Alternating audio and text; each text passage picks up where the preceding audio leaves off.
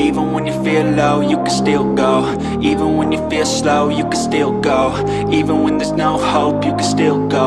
Go, go, go, go, go, go, go, go. Hi everyone, welcome to J chemistry. So guys, crash course series में हमने बहुत सारे chapters already complete करवा दिए हैं। उनका हम थियरी पोर्शन भी देख चुके हैं, क्वेश्चंस भी कंप्लीट करवा चुके हैं। तो अगर आपने कोई चैप्टर मिस कर दिया, आप देखना चाहते हैं, इस वीडियो के डिस्क्रिप्शन में आपको पूरी प्लेलिस्ट का लिंक मिल जाएगा, वहाँ से आप देख सकते हैं। आज हम बात करने वाले हैं स्टीरियो केमिस्ट्री की। अब जो ये चैप्टर है, इसमें ना रिक्वायरमेंट है सबसे पहले तो कि आपको मॉलिक्यूल को 3D में विजुअलाइज करना है, ठीक है। इसके अलावा अगर कोई ऐसा स्टूडेंट है जिसने स्टीरियो केमिस्ट्री नहीं पढ़ा हुआ, बट वो सोच रहा है कि क्या पता मुझे एक दो कॉन्सेप्ट सीखने को मिल जाए जो मैं अप्लाई कर लूँ, तो मैं आपको सिर्फ इतना ही कहना चाहूँगी, स्टार्टिंग से लेके लास्ट तक पूरी वीडियो देखना, आपको बहुत सारी चीज़ें समझ में आएंगी, ठीक है। हमने इनफैक्ट बिल्कुल जीरो से स्टार्ट करवाया है कि कैसे कन्वर्ट करते हैं एक कन्फर्मेशन दूसरे वाले में, कि अगर कोई न्यूमन में गिवन है उसको सोहर्स में आप कैसे चेंज करेंगे, ठीक है, उसको फिशर में कैसे लिखेंगे, ये सब भी आपको सिखाया है। तो ऐसा कोई स्टूडेंट जिसको बिल्कुल बेसिक आइडिया भी नहीं है, नहीं पढ़ा हुआ वाला चैप्टर, उसको भी चीज़ें समझ में आएंगी, ठीक है। और जिसने पढ़ा हुआ है, आपको रिवीजन ऑब्वियसली आपकी होने वाली है, उसके साथ साथ आप देखेंगे ये वाले कुछ ऐसे टॉपिक्स मैंने यहाँ पे लिखे हुए हैं जहाँ से क्वेश्चंस हर बार आए ना आए, बट यहाँ से फ्रीक्वेंटली पूछा ही जाता है। तो अगर आपने स्टीरियो केमिस्ट्री चैप्टर पढ़ा हुआ है ना, अगर आप सोच रहे हैं कि मुझे यहाँ से मार्क्स चाहिए, तो आपको ये वाले टॉपिक्स अच्छे से आने ही चाहिए। सबसे पहले और सबसे सिंपल टॉपिक है RS कॉन्फिगरेशन निकालना। अब ना बहुत सारे टाइप के सिस्टम्स होते हैं, चाहे वो अलीन सिस्टम हो, स्पायरो कंपाउंड्स हो, या फिर बाइफिनाइल सिस्टम हो, कैसा भी रहे, हेलिकल कंपाउंड्स हो, साइक्लोफेन्स हो, इन सब में RS नोमेनक्लेचर RS कॉन्फिगरेशन कैसे निकालते हैं आपको आना चाहिए, ठीक है। तो ये सारे हम कवर करवाने वाले हैं, चाहे सबका एक एक एग्जाम्पल हो, बट आपको समझ में आएगा कि ठीक है ऐसे करके RS कॉन्फिगरेशन निकलती है। तो ये आपको आना ही चाहिए, क्योंकि एग्जाम्स में बहुत बार पूछते हैं, ठीक है। इसके बाद ये काफ़ी फेमस क्वेश्चन हमेशा पूछते हैं, बहुत बार पूछते हैं कि आपको कोई भी दो कंपाउंड दे देंगे, आपको बताना होगा इन दोनों कंपाउंड्स का आपस में रिलेशन क्या है, क्या ये डायस्टीरियोमर्स हैं, क्या ये इनैंशियोमर्स हैं, आइडेंटिकल हैं, कन्फर्मेशंस हैं, ये सारी चीज़ें पूछते हैं, आपको आना चाहिए। इसके बाद आपको कोई एक कंपाउंड दे देंगे, आपको बताना होगा इस कंपाउंड की सबसे ज़्यादा स्टेबल कन्फर्मेशन कौन सी है, चाहे वो 6 मेंबर्ड रिंग हो, साइक्लिक कंपाउंड हो, कोई 6 मेंबर्ड रिंग हो जिसमें इक्वेटोरियल पे जाएगा, या फिर बोट कन्फर्मेशन ज़्यादा स्टेबल होगी, सारी चीज़ें यहाँ से पूछते हैं। इसके बाद नेक्स्ट टॉपिक आता है इनैंशियोमेरिक एक्सिस। ये गेट में भी पूछते हैं, आजकल नेट में भी पूछ रहे हैं कि इनैंशियोमेरिक एक्सिस क्या होता है, कितना % रेसिमिक है ये पूरा मिक्सचर, या फिर ऑप्टिकल रोटेशन क्या होता है, स्पेसिफिक रोटेशन कैसे कैलकुलेट करेंगे, एक मिक्सचर में कितनी इनैंशियोमेरिक एक्सिस होगी किसी भी एक पर्टिकुलर कंपाउंड की, ठीक है। तो ये आपको पहले से पता होना चाहिए। आज हम ये भी कवर करवाने वाले हैं। और लास्ट में जो ये वाला टॉपिक है, इसके ऊपर मैंने जे केमिस्ट्री यूट्यूब चैनल पे एक अलग से रैंक बूस्टर भी बनाया था, ठीक है। तो अगर आपको ये नहीं पता कि दो कार्बोनिल फेसिस के बीच में रिलेशन कैसे निकालते हैं, अगर आपको डिटेल में देखना है, तो इस वीडियो के डिस्क्रिप्शन में मैं आपको उसका भी लिंक दे दूंगी, रैंक बूस्टर का, वहाँ से आप देख सकते हैं। ये अभी लास्ट टाइम पूछा गया था, पहले नहीं पूछते थे, तो आपको ये आना चाहिए, हो सकता है इस बार भी क्वेश्चन आए, ठीक है। सो कोई भी दो कार्बोनिल फेसिस के बीच में रिलेशन क्या है, क्या वो डाइस्टीरियोटॉपिक है, क्या वो होमोटॉपिक है, आपको पता होना चाहिए, ठीक है। तो ये सारा पोर्शन हम आज वाली क्लास में भी कवर करवाने वाले हैं। और ये कुछ ऐसे टॉपिक्स हैं जो अगर आपने स्टीरियो केमिस्ट्री पढ़ी है, आपको अच्छे से आने चाहिए, ठीक है। मतलब ये तो आने ही चाहिए, यहाँ से क्वेश्चंस आते ही हैं, ठीक है। तो बस आज वाली वीडियो आपको पूरी देखनी है। अगर आपने ये चैप्टर पहले नहीं पढ़ा हुआ, पूरा देखेंगे और साथ साथ नोट्स भी बनाएंगे, ताकि आप उसको टाइमली रिवाइज कर पाएँ, ठीक है। सो वीडियो पूरा देखना और मुझे अपना फीडबैक पक्का बताना कमेंट सेक्शन में। Hi everyone, welcome to J chemistry. तो जैसे कि मैंने एनालिसिस वाले वीडियो में आपको बता दिया था कि स्टीरियो केमिस्ट्री का इंपॉर्टेंस क्या है। डायरेक्टली क्वेश्चन जो है कुछ सिलेक्टिव कॉन्सेप्ट से आते हैं, लेकिन स्टीरियो केमिस्ट्री आगे जाके आपको हर एक टॉपिक में यूज़ होने वाली है। अब हम यहाँ पे इस वाले वीडियो में डिस्कस करेंगे कि कौन से वाले क्वेश्चन डायरेक्टली स्टीरियो केमिस्ट्री से आते हैं, और उसमें से भी कौन से टॉपिक जो ज़्यादा इंपॉर्टेंट है CSIR नेट में, उसके ऊपर ज़्यादा क्वेश्चन आते हैं, ठीक है। तो जैसे यहाँ पे आप देख सकते हो, हर एक साल में स्टीरियो केमिस्ट्री के ऊपर क्वेश्चन आया ही है, ठीक है। डायरेक्ट क्वेश्चन की सिर्फ बात कर रहे हैं, बाकी जो ऑप्शन आगे जाके रिएक्शन मैकेनिज्म में ऑप्शंस में जो स्टीरियो केमिस्ट्री पूछी जाएगी, वो वाले क्वेश्चन इसमें इंक्लूड नहीं है। तो यहाँ पे आप देख सकते हो, हर एक साल में स्टीरियो केमिस्ट्री के ऊपर क्वेश्चन है। अगर लास्ट 4 ईयर की बात करें हम यहाँ पे, तो कुछ सिलेक्टिव टॉपिक से उनके ऊपर बार बार क्वेश्चन रिपीट हो रहे हैं। ये अगर आपको आ जाए तो इनके जो मार्क होंगे वो फिक्स आपको मतलब मिल ही जाएंगे। जैसे कि आप देख सकते हो यहाँ पे जो हमारी कन्फर्मेशनल स्टेबिलिटी होती है, उसके ऊपर क्वेश्चन पूछते हैं। मतलब आपको अलग अलग कंपाउंड दे देंगे, उनका पूछेंगे कि ऑप्शन दे देंगे कौन सा उसका स्टेबल कन्फर्मेशन, ठीक है। दूसरा टॉपिक होता है हमारे ऑप्टिकल एक्टिविटी, यानी कि कोई भी कंपाउंड ऑप्टिकली एक्टिव है या फिर नहीं, वो किस तरह से डिसाइड करेंगे, वो भी हम आगे देखेंगे। ये वाला एक इंपॉर्टेंट कॉन्सेप्ट होता है जिसमें आपको रिलेशनशिप आइसोमर्स पूछते हैं। जैसे कोई भी कंपाउंड इनैंशियोमर्स है, डायस्टियोमर्स है, वो रिलेशनशिप पूछते हैं। जब ये आपको समझ में आएगा इनैंशियोमर्स क्या होते हैं, ये क्या होते हैं, डायस्टियोमर्स क्या होते हैं, तो उसके बाद एक इंपॉर्टेंट टॉपिक आता है टॉपिसिटी इन प्रोटॉन्स और टॉपिसिटी इन फेसेस। इसके ऊपर भी लास्ट ईयर में 2 क्वेश्चंस आए हुए हैं। अनदर जो बहुत रिपीटिंग चैप्टर है एब्सोल्यूट कॉन्फिगरेशन, जिसको हम क्या बोलते हैं, आरएस नॉमेनक्लेचर भी बोलते हैं। जो एक होता है रिलेटिव जिसमें हम डीएल पढ़ते हैं, वो ज़्यादा इंपॉर्टेंट नहीं होता, लेकिन जो हमारा एब्सोल्यूट कॉन्फिगरेशन होता है आरएस वाला, वो ज़्यादा इंपॉर्टेंट होता है। तो ये कुछ सिलेक्टिव टॉपिक्स है। और एक जो हमारा ऑप्टिकल प्यूरिटी, इसके ऊपर भी क्वेश्चंस आ रहे हैं, ठीक है। यहाँ पे भी एक आ रहे हैं ऑप्टिकल प्यूरिटी, जिसमें हम इनैंशियोमेरिक एक्सिस देखेंगे। तो ये कुछ सिलेक्टिव चैप्टर्स है, यही आपको मैं यहाँ पे पढ़ाऊंगा और इसके ऊपर क्वेश्चंस आते हैं। अगर ये वाले कॉन्सेप्ट आप सही से माइंड में फिट कर लो तो आपके क्वेश्चंस हो जाएंगे, ठीक है। तो स्टार्ट करते हैं यहाँ पे। देखो, पहली बात तो क्वेश्चन एग्जाम में किस टाइप का पूछा जाता है। एक तो इस टाइप का क्वेश्चन होता है कि अगर इस टाइप के आपको 2 कंपाउंड्स दिए गए तो आपको इनमें रिलेशनशिप बताना है। अब ये रिलेशनशिप बताने की चीज़, मतलब क्या रिलेशंस होते हैं वो आगे देखेंगे, लेकिन रिलेशनशिप देखने के लिए आपको ज़रूरी है कि इनको 3 डायमेंशन में इमेजिन करना आना चाहिए। अब रिलेशनशिप आप डायरेक्टली इनको देख के नहीं बता सकते। इसके लिए एक सिंपल वे क्या होता है कि इसको आप फिशर फॉर्म में कन्वर्ट कर लो, फिर एक दूसरे के सामने रखो कि मिरर इमेजेस है या फिर नहीं है। अगर मिरर इमेजेस है तो नॉन सुपर इम्पोजेबल है, लेकिन एक दूसरे के सामने रख के देखना पड़ेगा। इसके लिए ज़रूरी है कि इसको आप फिशर फॉर्म में कन्वर्ट करो। और इसके लिए ज़रूरी होता है कि जो स्टीरियोकेमिस्ट्री में जो इंटर कन्वर्जेंस होते हैं वो आपको अच्छे से आने चाहिए। एक बार आप इंटर कन्वर्जेंस अच्छे से सीख गए तो बाद में जो रिएक्शन में आपको आगे जाके Felkin Ahn model, Cram's model, anti Cram's model, ये जो पढ़ने हैं उस टाइम आपको हेल्प हो जाएगी। आप इजीली कंपाउंड को रोटेट कर सकोगे, इजीली आप उसकी स्टीरियोकेमिस्ट्री डिफाइन कर सकोगे। तो ये फर्स्ट कंपाउंड जो मैंने यहाँ पे दिखाया था वो मैं यहाँ पे ले रहा हूँ। ये जो फॉर्म दिया है डायरेक्टली, जो क्वेश्चन में फॉर्म दिया है वो होता है फ्लाइंग वेज। अब डायरेक्टली इसको देख के इसमें रिलेशनशिप नहीं बता सकते, वो डिफ़िकल्ट हो जाता है। इसके लिए सिंपल वे होता है कि इसको फिशर फॉर्म में कन्वर्ट करो। अब इसको फिशर फॉर्म में कन्वर्ट करने के लिए एक एक समझ लेते हैं, ठीक है। फ्लाइंग वेज में ये जो मैंने फेज और यहाँ पे ये डॉट से, मतलब डैश से जो दिखाई है, क्या दिखाता है, अगर ये वाला बोर्ड का प्लेन है तो ये वाले जो बॉन्ड है, जो रेगुलर लाइन से दिखाई, ये इस वाले बोर्ड के प्लेन में है।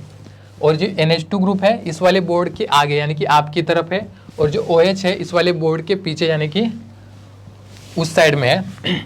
सिमिलरली ये वाला OH जो है यहाँ इस कार्बन पे आपकी तरफ है, और ये वाला जो H है वो बोर्ड के पीछे की साइड है। ये बात होती है फेज अबो द प्लेन दिखाता है, जो डैश होता है वो बिलो द प्लेन दिखाता है। अगर इस वाले कंपाउंड को आप देखना चाहते हो यहाँ पे,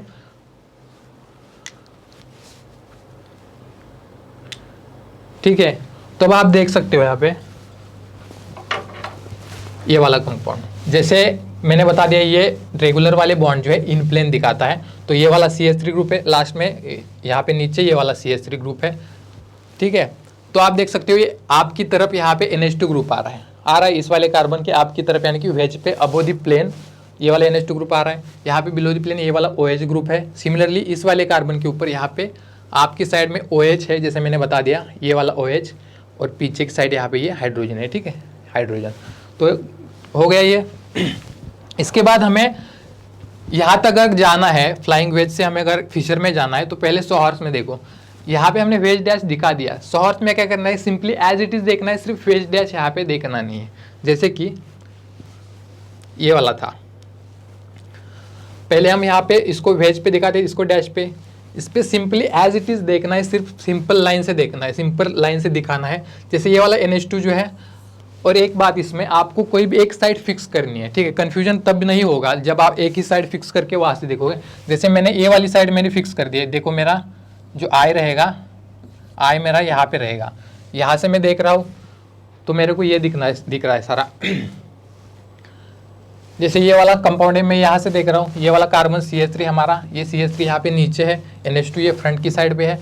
अब हो गया, जैसे फ्लाइंग वेज से हम सोर्स में गए, एज इट इज उसको देखना है, जैसे फ्लाइंग वेज में देखते थे, सिर्फ वेज डैश से दिखाना नहीं है। अब मेन टास्क होता है उसको फिशर फॉर्म में देखना, और फिशर फॉर्म ही इंपॉर्टेंट होता है, क्योंकि जो रिलेशंस आगे जाके देखेंगे वो आपको ईजी होगा फिशर फॉर्म में देखना। तो करना क्या है, देखो आप अभी कंसिडर को कि इसी की साइड से देख रहे हो, सिंपली अगर आपको इसको फिशर फॉर्म में कन्वर्ट करना है तो आपको करना क्या है, ये वाला जो कार्बन है सिंगल बॉन्ड के अराउंड रोटेशन पॉसिबल है, तो इसको इस तरह से रोटेट करके जो कोई भी 2 ग्रुप्स फिक्स कर लो, जैसे मैंने ये CH3 ग्रुप्स फिक्स कर लिए मैंने, इनको इन प्लेन ले आना है, ठीक है, इनको इन प्लेन ले आना है। आप देख सकते हो इनको मैं एक ही प्लेन में ले आया हूँ। तो अब आप देख सकते हो ये जो OH ग्रुप से ये सेम प्लेन में चले गए, सॉरी सेम साइड में चले गए, और NH2 और ये सेम साइड में चले गए। अब आप इस साइड से देखो इसको, और इस वाले कंपाउंड को इस वाले बोर्ड के प्लेन में ऐसे प्रेस कर दो, ठीक है, इस वाले कंपाउंड को मैंने इस वाले बोर्ड के प्लेन में प्रेस कर दिया। तो आप देख सकते हो जो फिशर फॉर्म यहाँ पे मैंने लिख के रखा है वही आ रहा है ना, CH3 यहाँ पे NH2H, यहाँ पे OH, यहाँ पे OH। ये जो रेड कलर के है OH ग्रुप से, ब्लू कलर जो है हमारे यहाँ पे ये हमारे NH2 ग्रुप है। तो मैंने क्या किया, जो हमारा पहले फॉर्म था इस तरह का स्टैगर्ड फॉर्म था, इसको रोटेट करके इक्लिप्स फॉर्म में ले आए, यानी कि कोई एक 2 ग्रुप्स फिक्स कहते हैं, ज़्यादातर वो CH3 या फिर लार्ज ग्रुप जो होते हैं उनको हम इन प्लेन रखते हैं, वो सेम प्लेन में आ गए। बाद में हमने क्या किया, सिंपली इसको इस वाले बोर्ड के कंसिडर करो, ऊपर से देख रहे हो, इस वाले बोर्ड में इसको प्रेस कर दिया, ठीक है। तो बेसिकली आपको यहाँ से क्या समझ में आया, जो फिशर फॉर्म होता है ये हमारा इक्लिप्स फॉर्म होता है। बाकी के ये जो हम देख रहे हैं ये फ्लाइंग वेज वगैरह ये स्टैगर्ड फॉर्म है, यानी कि जो लार्ज ग्रुप है वो इस तरह से एंटी है, एक दूसरे के अपोजिट साइड में है, लेकिन यहाँ पे फिशर फॉर्म में ये सेम प्लेन में होते हैं, यानी कि ये इक्लिप्स फॉर्म होता है। और इसका ही रीज़न होता है जब आगे जाके आप रिलेशन देखोगे इनहेंशियोमर्स है या फिर डायस्टेरियोमर्स है, तो जो फिशर फॉर्म रहेगा हमारा ये वाला, इसको इन प्लेन रोटेशन देना है 180 या फिर 360 डिग्री से, ठीक है। इन 180 या फिर 360 डिग्री से आप इसको इन प्लेन रोटेशन ही दे सकते हो, इसको आउट ऑफ प्लेन रोटेशन नहीं देख सकते हो, क्योंकि ये इक्लिप्स फॉर्म होता है, ठीक है। और इसकी वजह से ही इक्लिप्स फॉर्म जो है, मतलब कोई भी रिएक्शन हमें दिखाने है तो फिशर फॉर्म ज़्यादा नहीं दिखाते, ज़्यादातर हमें फ्लाइंग वेज में दिखा देते हैं, क्योंकि इक्लिप्स फॉर्म अनस्टेबल होता है। सिर्फ इसको देखना इजी है, अगर कंपेयर करना है 2 कंपाउंड्स में तो इसको देखना इजी है, इसकी वजह से इसको हम ले लेते हैं। अब हमें सिमिलरली इसी कंपाउंड को न्यूमन फॉर्म में किस तरह से कंसिडर करना है, जैसे आप देख सकते हो ये वाला कंपाउंड था। अब हमें समझ में आ गया फ्लाइंग वेज से हमें इसमें कैसे जाना है, न्यूमन में, सॉरी जो हमारा फिशर था इसमें कैसे जाना है। अब न्यूमन क्या होता है, सिर्फ पहले आप एक साइड से देख रहे थे,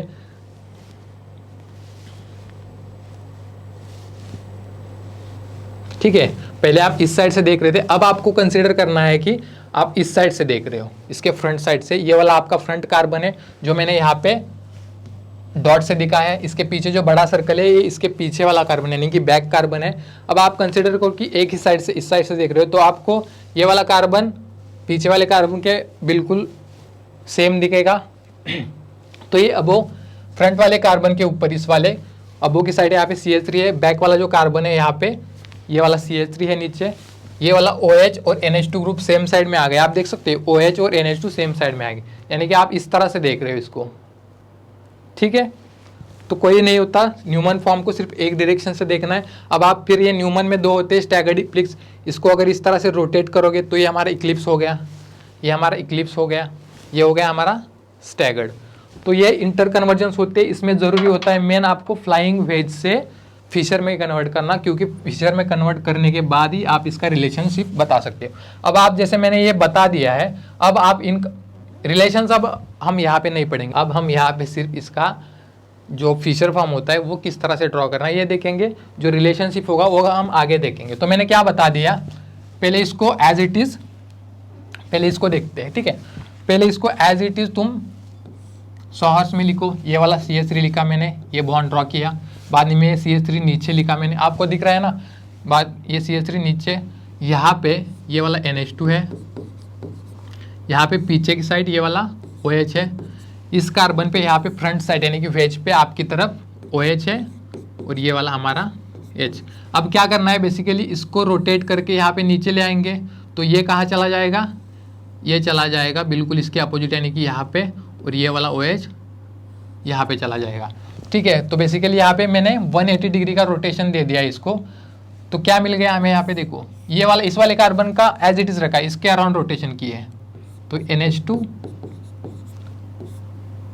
ये OH, ये हमारा CH3 नीचे चला गया, पहले OH यहाँ पे था एग्जैक्टली इसके अपोजिट, यानी कि यहाँ पे चला गया पीछे की साइड, और यहाँ पे फ्रंट की साइड आपका कौन आ गया, ये वाला हाइड्रोजन, ठीक है। अब मैंने क्या बोला था कि इसको एज इट इज उठा के बोर्ड के प्लेन में प्रेस कर दो। अब आप देख सकते हो ये इस तरह का आया है, इस तरह का आया है ना, सॉरी इस तरह का आया है ना। ये वाला NH2 आपके साइड है, ये वाला हाइड्रोजन आपकी साइड है, और 2 OH ग्रुप है इस वाले बोर्ड के प्लेन के पीछे। अब मैंने क्या किया है, इसको उठाओ और इस वाले बोर्ड के प्लेन में प्रेस कर दो। जैसे आप देख सकते हो इस वाले बोर्ड के प्लेन में प्रेस कर दिया, तो ये वाला आपका जो बन रहा है ये आपका फिशर फॉर्म है। ठीक है, तो इस वाले कंपाउंड का फिशर फॉर्म जैसे मैंने पहले बोल दिया था, ये वाला आ गया। उसको ड्रॉ कर लेते हैं यहाँ पे। बोर्ड में प्रेस करने के बाद यहाँ पे हमारा NH2 है, यहाँ पे OH है, ये वाले हमारा CH3 है, यहाँ पे हाइड्रोजन, यहाँ पे OH और ये CH3। तो ये वाला एक मिल गया। सेम अगर इसका आप इसी तरह से ड्रॉ करोगे, क्या करना है बेसिकली फिशर फॉर्म 100 हर्ट्ज में कन्वर्जन करने की कोई नीड नहीं। डायरेक्टली इसको घुमा के इसके 180 डिग्री का रोटेशन देके नीचे ले आओ, फिर ये जाएगा यहाँ पे वेज पे। तो किस तरह का आएगा, तो हमें ये डायरेक्टली मैं घुमा के आपको यहाँ पे 100 हर्ट्ज इसका दिखा देता हूँ। क्या आएगा, यहाँ पे अपना OH है, ये अपना NH2, जो CH3 घूम के नीचे गया तो OH अपना यहाँ पे चला गया, और जो हाइड्रोजन है यहाँ पे। तो अब इसको ड्रॉ करो, इसको फिशर में, उसको उठा के बोर्ड के प्लेन में प्रेस कर दो। तो क्या आएगा, यहाँ पे OH आ गया, यहाँ पे हमारा NH2, यहाँ पे H और यहाँ पे ये OH।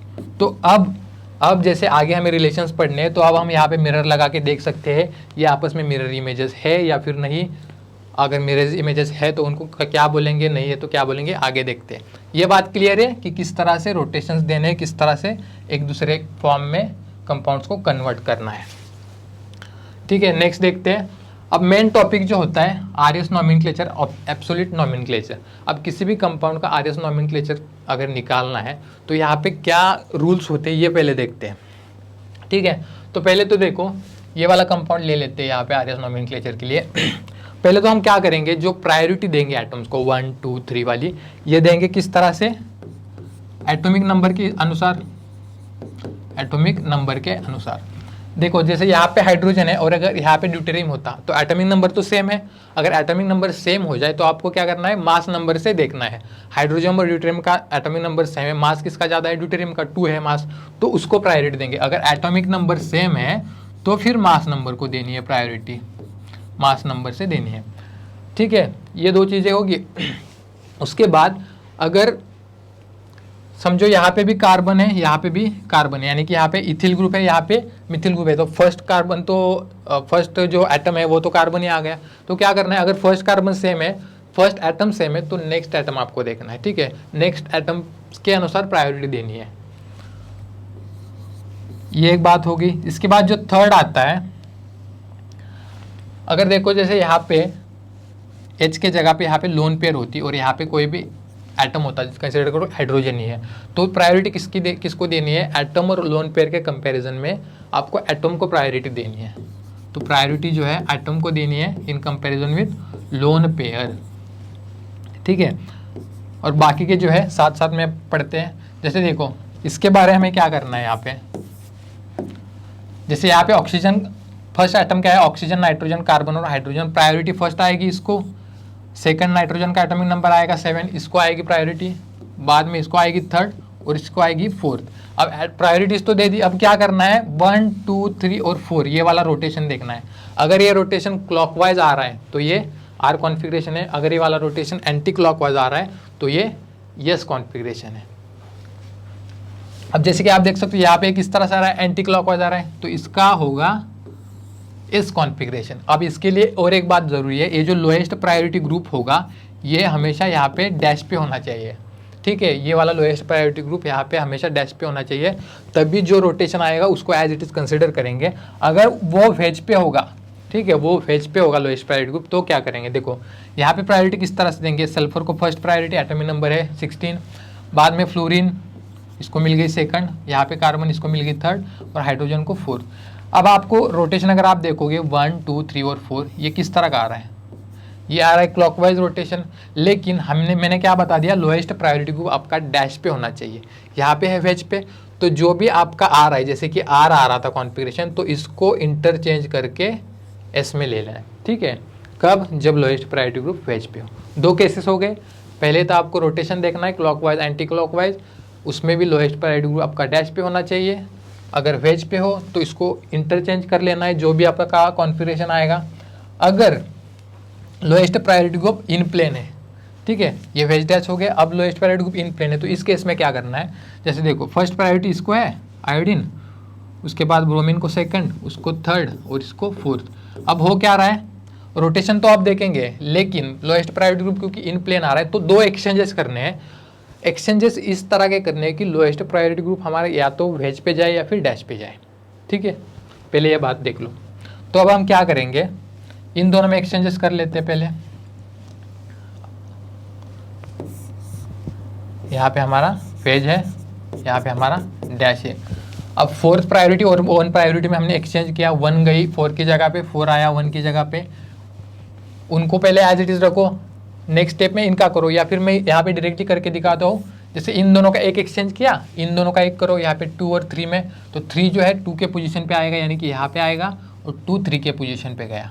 तो दो एक्सचेंजेस करने के बाद जो स्ट्रक्चर आया है, इसमें अब लोएस्ट प्रायोरिटी ग्रुप अपना डैश वेज पे है, या तो उसको डैश पे ले आओ या फिर वेज पे ले आओ, दो एक्सचेंजेस करके। अब रोटेशन देखो, जो 2 था वो 3 की पोजीशन पे चला गया, यानी कि यहाँ पे 2 है, और जो 3 है वो 2 के पोजीशन पे आ गया, ठीक है। तो 1 इस साइड से होगा, 1 2 3 और 4। तो ये किस तरह का रोटेशन आ रहा है, ये आ रहा है हमारा एंटी क्लॉकवाइज। तो इसका एस कॉन्फ़िगरेशन होना चाहिए था, लेकिन क्योंकि लोएस्ट प्रायोरिटी ग्रुप अब वेज पे है तो इसको एक्सचेंज करके आर में ले लेंगे, ठीक है। 3 केसेस हो गई, यही इंपॉर्टेंट होती है, इसी में कन्फ्यूजन हो जाता है।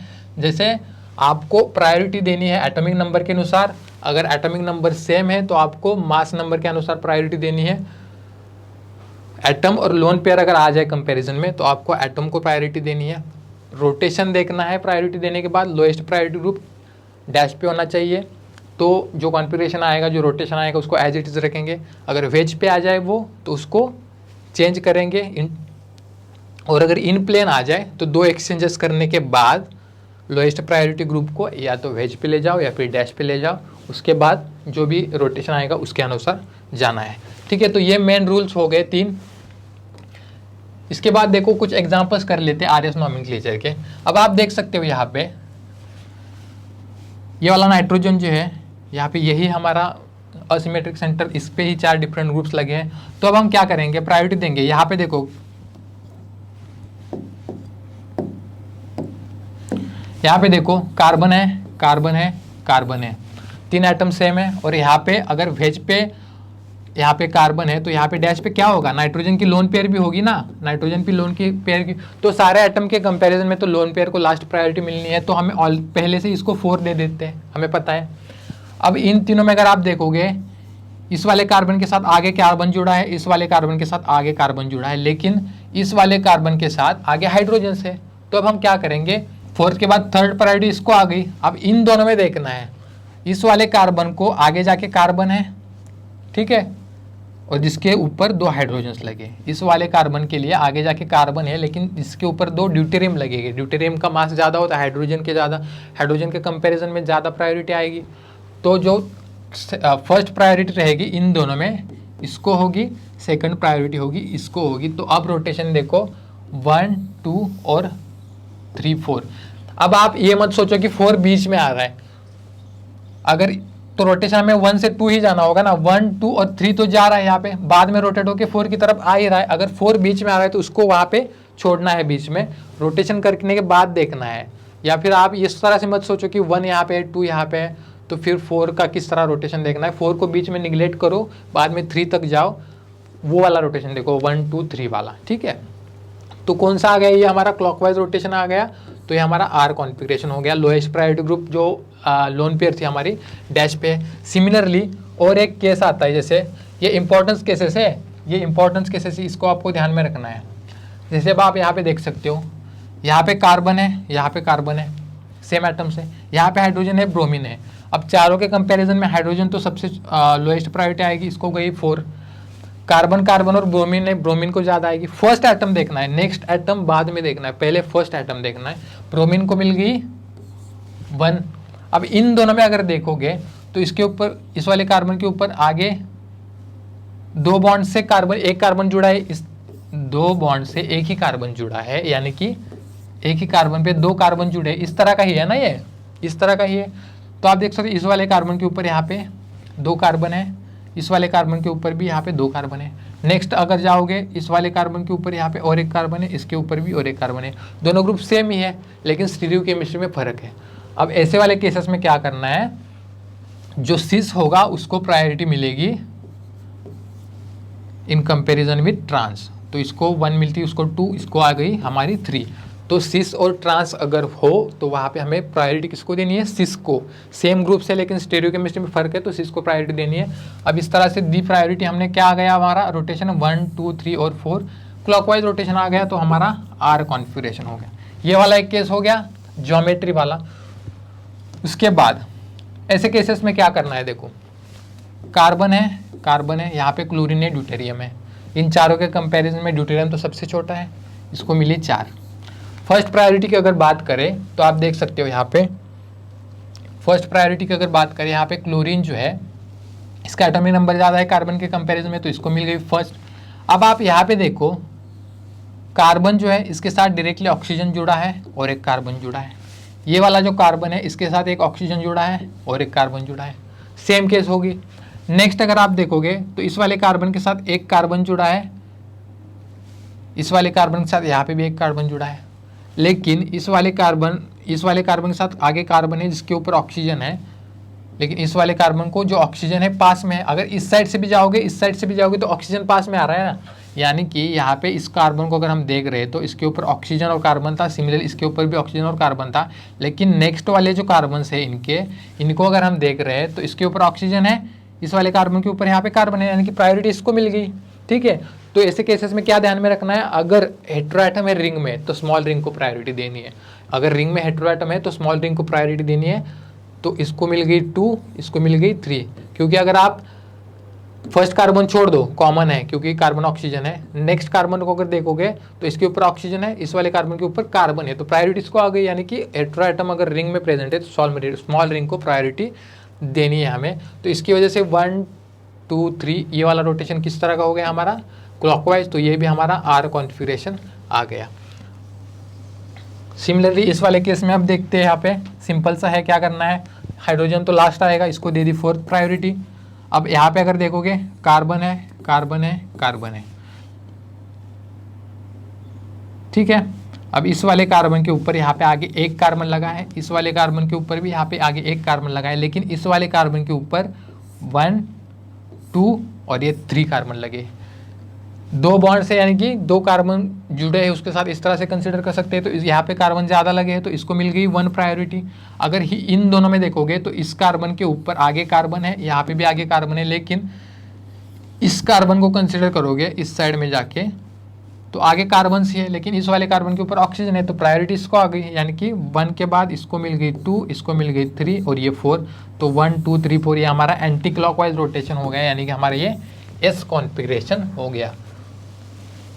तो ये केसेस थे, एक तो लोन पेयर को लो प्रायोरिटी देनी है, सिस ट्रांस में आपको सिस को प्रायोरिटी देनी है, अगर हेटेरोएटम रिंग में प्रेजेंट है तो स्मॉल रिंग को प्रायोरिटी देनी है, और अगर रिंग्स है उसमें हेटेरोएटम नहीं है तो लार्ज रिंग को प्रायोरिटी देनी है। ये बात आपको कंपेरेटिवली ध्यान में रखनी है। जब आपको फिशर फॉर्म दिया हो तो किस तरह से आरएस निकालना है, पहले तो प्रायोरिटी दे दो। आयोडीन का एटॉमिक नंबर ज़्यादा है, इसको मिल गई 1, ब्रोमीन का उसके बाद आएगा, उसको मिल गई 2, क्लोरीन का उसके बाद आएगा, इसको मिल गई 3, हाइड्रोजन हमारा 4। तो जैसे मैंने बता दिया था जो फिशर फॉर्म होता है किस तरह से आएगा ये। अब इस जैसे हमने एक चीज़ पढ़ी कि लोएस्ट प्रायोरिटी ग्रुप अपना डैश पे होना चाहिए, ठीक है, अगर वेज पे होगा तो हम चेंज कर लेते। उसी तरह से फिशर फॉर्म में जो लोएस्ट प्रायोरिटी ग्रुप होगा वो वर्टिकल लाइन पे होना चाहिए, क्योंकि इसका स्ट्रक्चर जो होता है वो फिशर फॉर्म में जब आता है वो फ्लाइंग वेज वाले इस फॉर्म से आता है, फ्लाइंग वेज वाले इस फॉर्म से आता है, यानी कि ये जो होगी डॉटेड दिखाई है वर्टिकल लाइन, ये जो वेज से दिखाई है हमारी जो हॉरिजॉन्टल लाइन है, यानी कि हमारा लोएस्ट प्रायोरिटी ग्रुप यहाँ पे होना चाहिए, यानी कि वर्टिकल लाइन पे होना चाहिए। क्योंकि अब यहाँ पे हॉरिजॉन्टल पे है तो जो भी कॉन्फ़िगरेशन आएगा उसका हम चेंज कर लेंगे। जैसे आप देख सकते हो 1 2 3 4 ये आ रहा है, ये किस तरह का आ रहा है, एंटी क्लॉकवाइज आ रहा है। तो इसका एस होना चाहिए था, लेकिन लोएस्ट प्रायोरिटी ग्रुप क्योंकि हॉरिजॉन्टल लाइन पे है, वो यहाँ पे डैश पे यानी कि वर्टिकल लाइन पे होना चाहिए था, तो इसको हमने चेंज कर लिया आर में। ठीक है,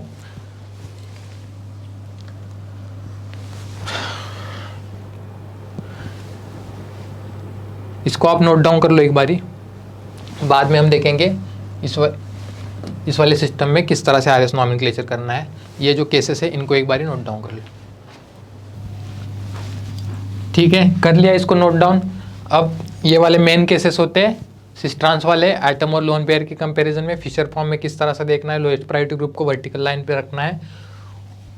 ठीक है, अब देखते हैं अलीन, बाइफिनिल और हमारे जो स्पायरेन होते हैं, इनमें जो कायरलिटी होगी किस तरह से होगी वो हम आगे पढ़ेंगे। पहले हम इसका आर एस देखते हैं। ठीक है, आर एस वाला जो पहले होता है वो हम सारा कवर कर लेते हैं।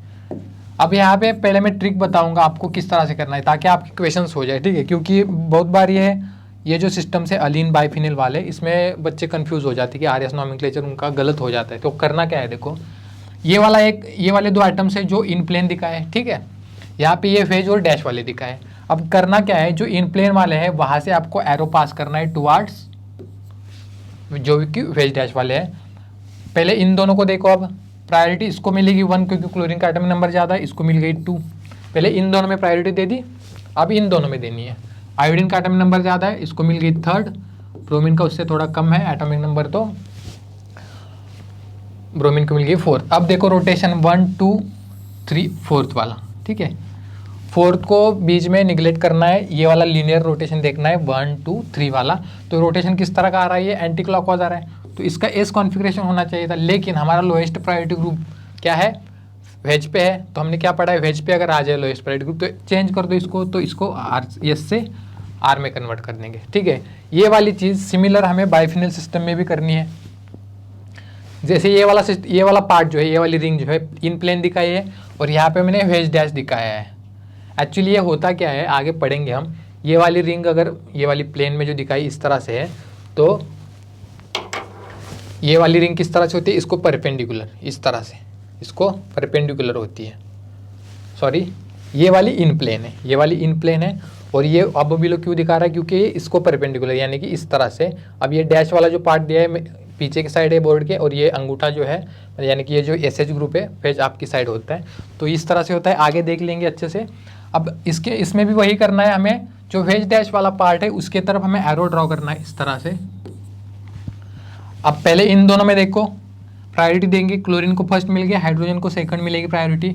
अगर यहाँ पे देखोगे फर्स्ट एटम सल्फर है, यहाँ पे नाइट्रोजन है, तो सल्फर का एटम नंबर ज़्यादा है, इसको मिल गई 3rd प्रायोरिटी। 3rd और 4th जो होगी इन दोनों में देनी है, फर्स्ट और सेकंड इन दोनों में देखनी है। ठीक है, इसमें कन्फ्यूजन नहीं करना कि यहाँ पे हाइड्रोजन को ज़्यादा प्रायोरिटी मिल रही है सल्फर और नाइट्रोजन के कंपैरिजन में। आपको मैं ट्रिक बता रहा हूँ, पहले यहाँ पे इन दोनों में प्रायोरिटी देनी है, चाहे वहाँ पे हाइड्रोजन की क्यों ना हो, उसकी प्रायोरिटी ज़्यादा आ रही है इनके कंपैरिजन में, वो बात आपको यहाँ पे सोचनी नहीं है। ठीक है, सल्फर को मिल गई 3, इसको मिल गई 4। अब देखो रोटेशन 1 2 3 और 4 वाला किस तरह से आ रहा है, ये एंटी क्लॉकवाइज और लोएस्ट प्रायोरिटी ग्रुप डैश पे, यानी कि हमारा ये यस कॉन्फ़िगरेशन हो गया। सिमिलरली यहाँ पे स्पायरेन जो होते हैं, इसके केस में हमें देखना है, आपको क्या करना है, एरो पास कर दिया इस तरह से। पहले इस साइड वाले को देखो, एटम है, यहाँ पे लोन पेयर है, एटम को ज़्यादा प्रायोरिटी मिल गई 1, इसको मिलेगी 2। यहाँ पे बोरॉन और कार्बन है, फर्स्ट एटम देखोगे तो बोरॉन का एटम नंबर कार्बन से कम है, तो प्रायोरिटी मिल गई कार्बन को, इसको मिलेगी, हम 3rd देंगे, इसको देंगे 4। अब अगर रोटेशन देखोगे 1 2 3 और 4th वाला, तो ये भी आ रहा है एंटी क्लॉकवाइज, ये एस होना चाहिए था, लेकिन लोएस्ट प्रायोरिटी ग्रुप क्योंकि वेज पे है तो हमारा यहाँ पे आ गया आर।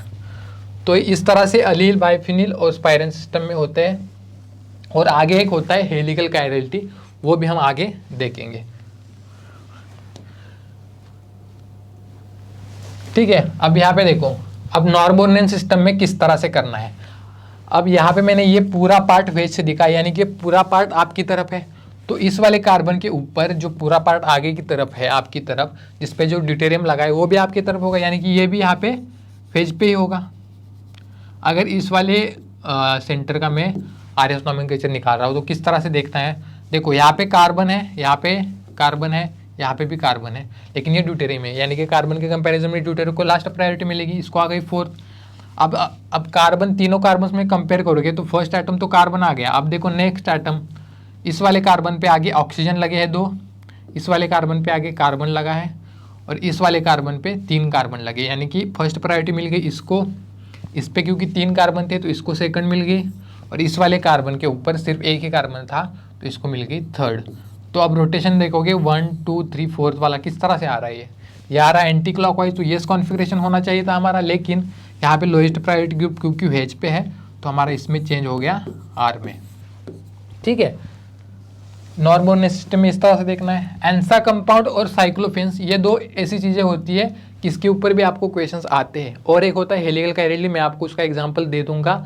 अब इसमें क्या करना है, देखो पहले तो आपको एक बात कंसीडर करनी है, ये वाले जो एटम्स है, ये ऑक्सीजन के नेक्स्ट एटम जो है यहाँ पे ये होते हैं पायलट एटम्स, इसको बोलेंगे पायलट एटम्स। अब आपको नंबरिंग कहाँ से करनी है, इस वाले ऑक्सीजन से नंबरिंग करनी है 1 2 3, आइदर मतलब जिस भी साइड में सब्स्टिट्यूएंट है उस साइड से नंबरिंग करनी है, ताकि सब्स्टिट्यूएंट को मतलब प्रायोरिटी ज़्यादा मिले, वहाँ पे लोएस्ट नंबरिंग आ जाए।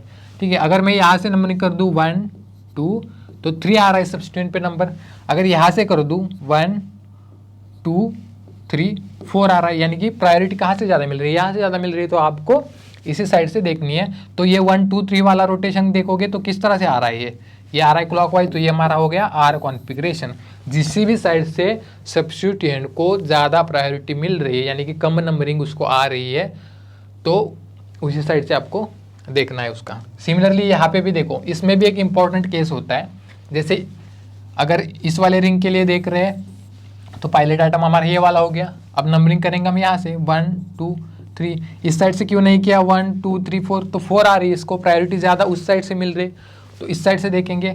अब क्या करना है, रोटेशन देखो 1 2 3 वाला किस तरह का है, एंटी क्लॉकवाइज है, तो एस कॉन्फ़िगरेशन आ गया यहाँ पे। ये कब, जब ये सब्स्टिट्यूएंट जो है नीचे वाले रिंग में प्रेजेंट है, ये सब्स्टिट्यूएंट अगर नीचे वाले रिंग में प्रेजेंट हो तभी इस तरह से जो कॉन्फ़िगरेशन आएगा वो ले लेंगे, लेकिन अगर सब्स्टिट्यूएंट जो है ऊपर वाले रिंग में प्रेजेंट हो तो जो कॉन्फ़िगरेशन आएगा वो चेंज करेंगे। देखो किस तरह से, इस साइड से ज़्यादा कम प्रायोरिटी मिलेगी, हमने प्रायोरिटी जो नंबरिंग थी हमने स्टार्ट करी इस साइड से 1 2 और 3, ये रोटेशन किस तरह से है क्लॉकवाइज, लेकिन ये सब्स्टिट्यूएंट क्योंकि ऊपर की प्लेन में ऊपर की रिंग में लगा है तो इसको हम चेंज कर देंगे, यस से हमारा होगा ये, यस से हम चेंज करेंगे इसको आर में,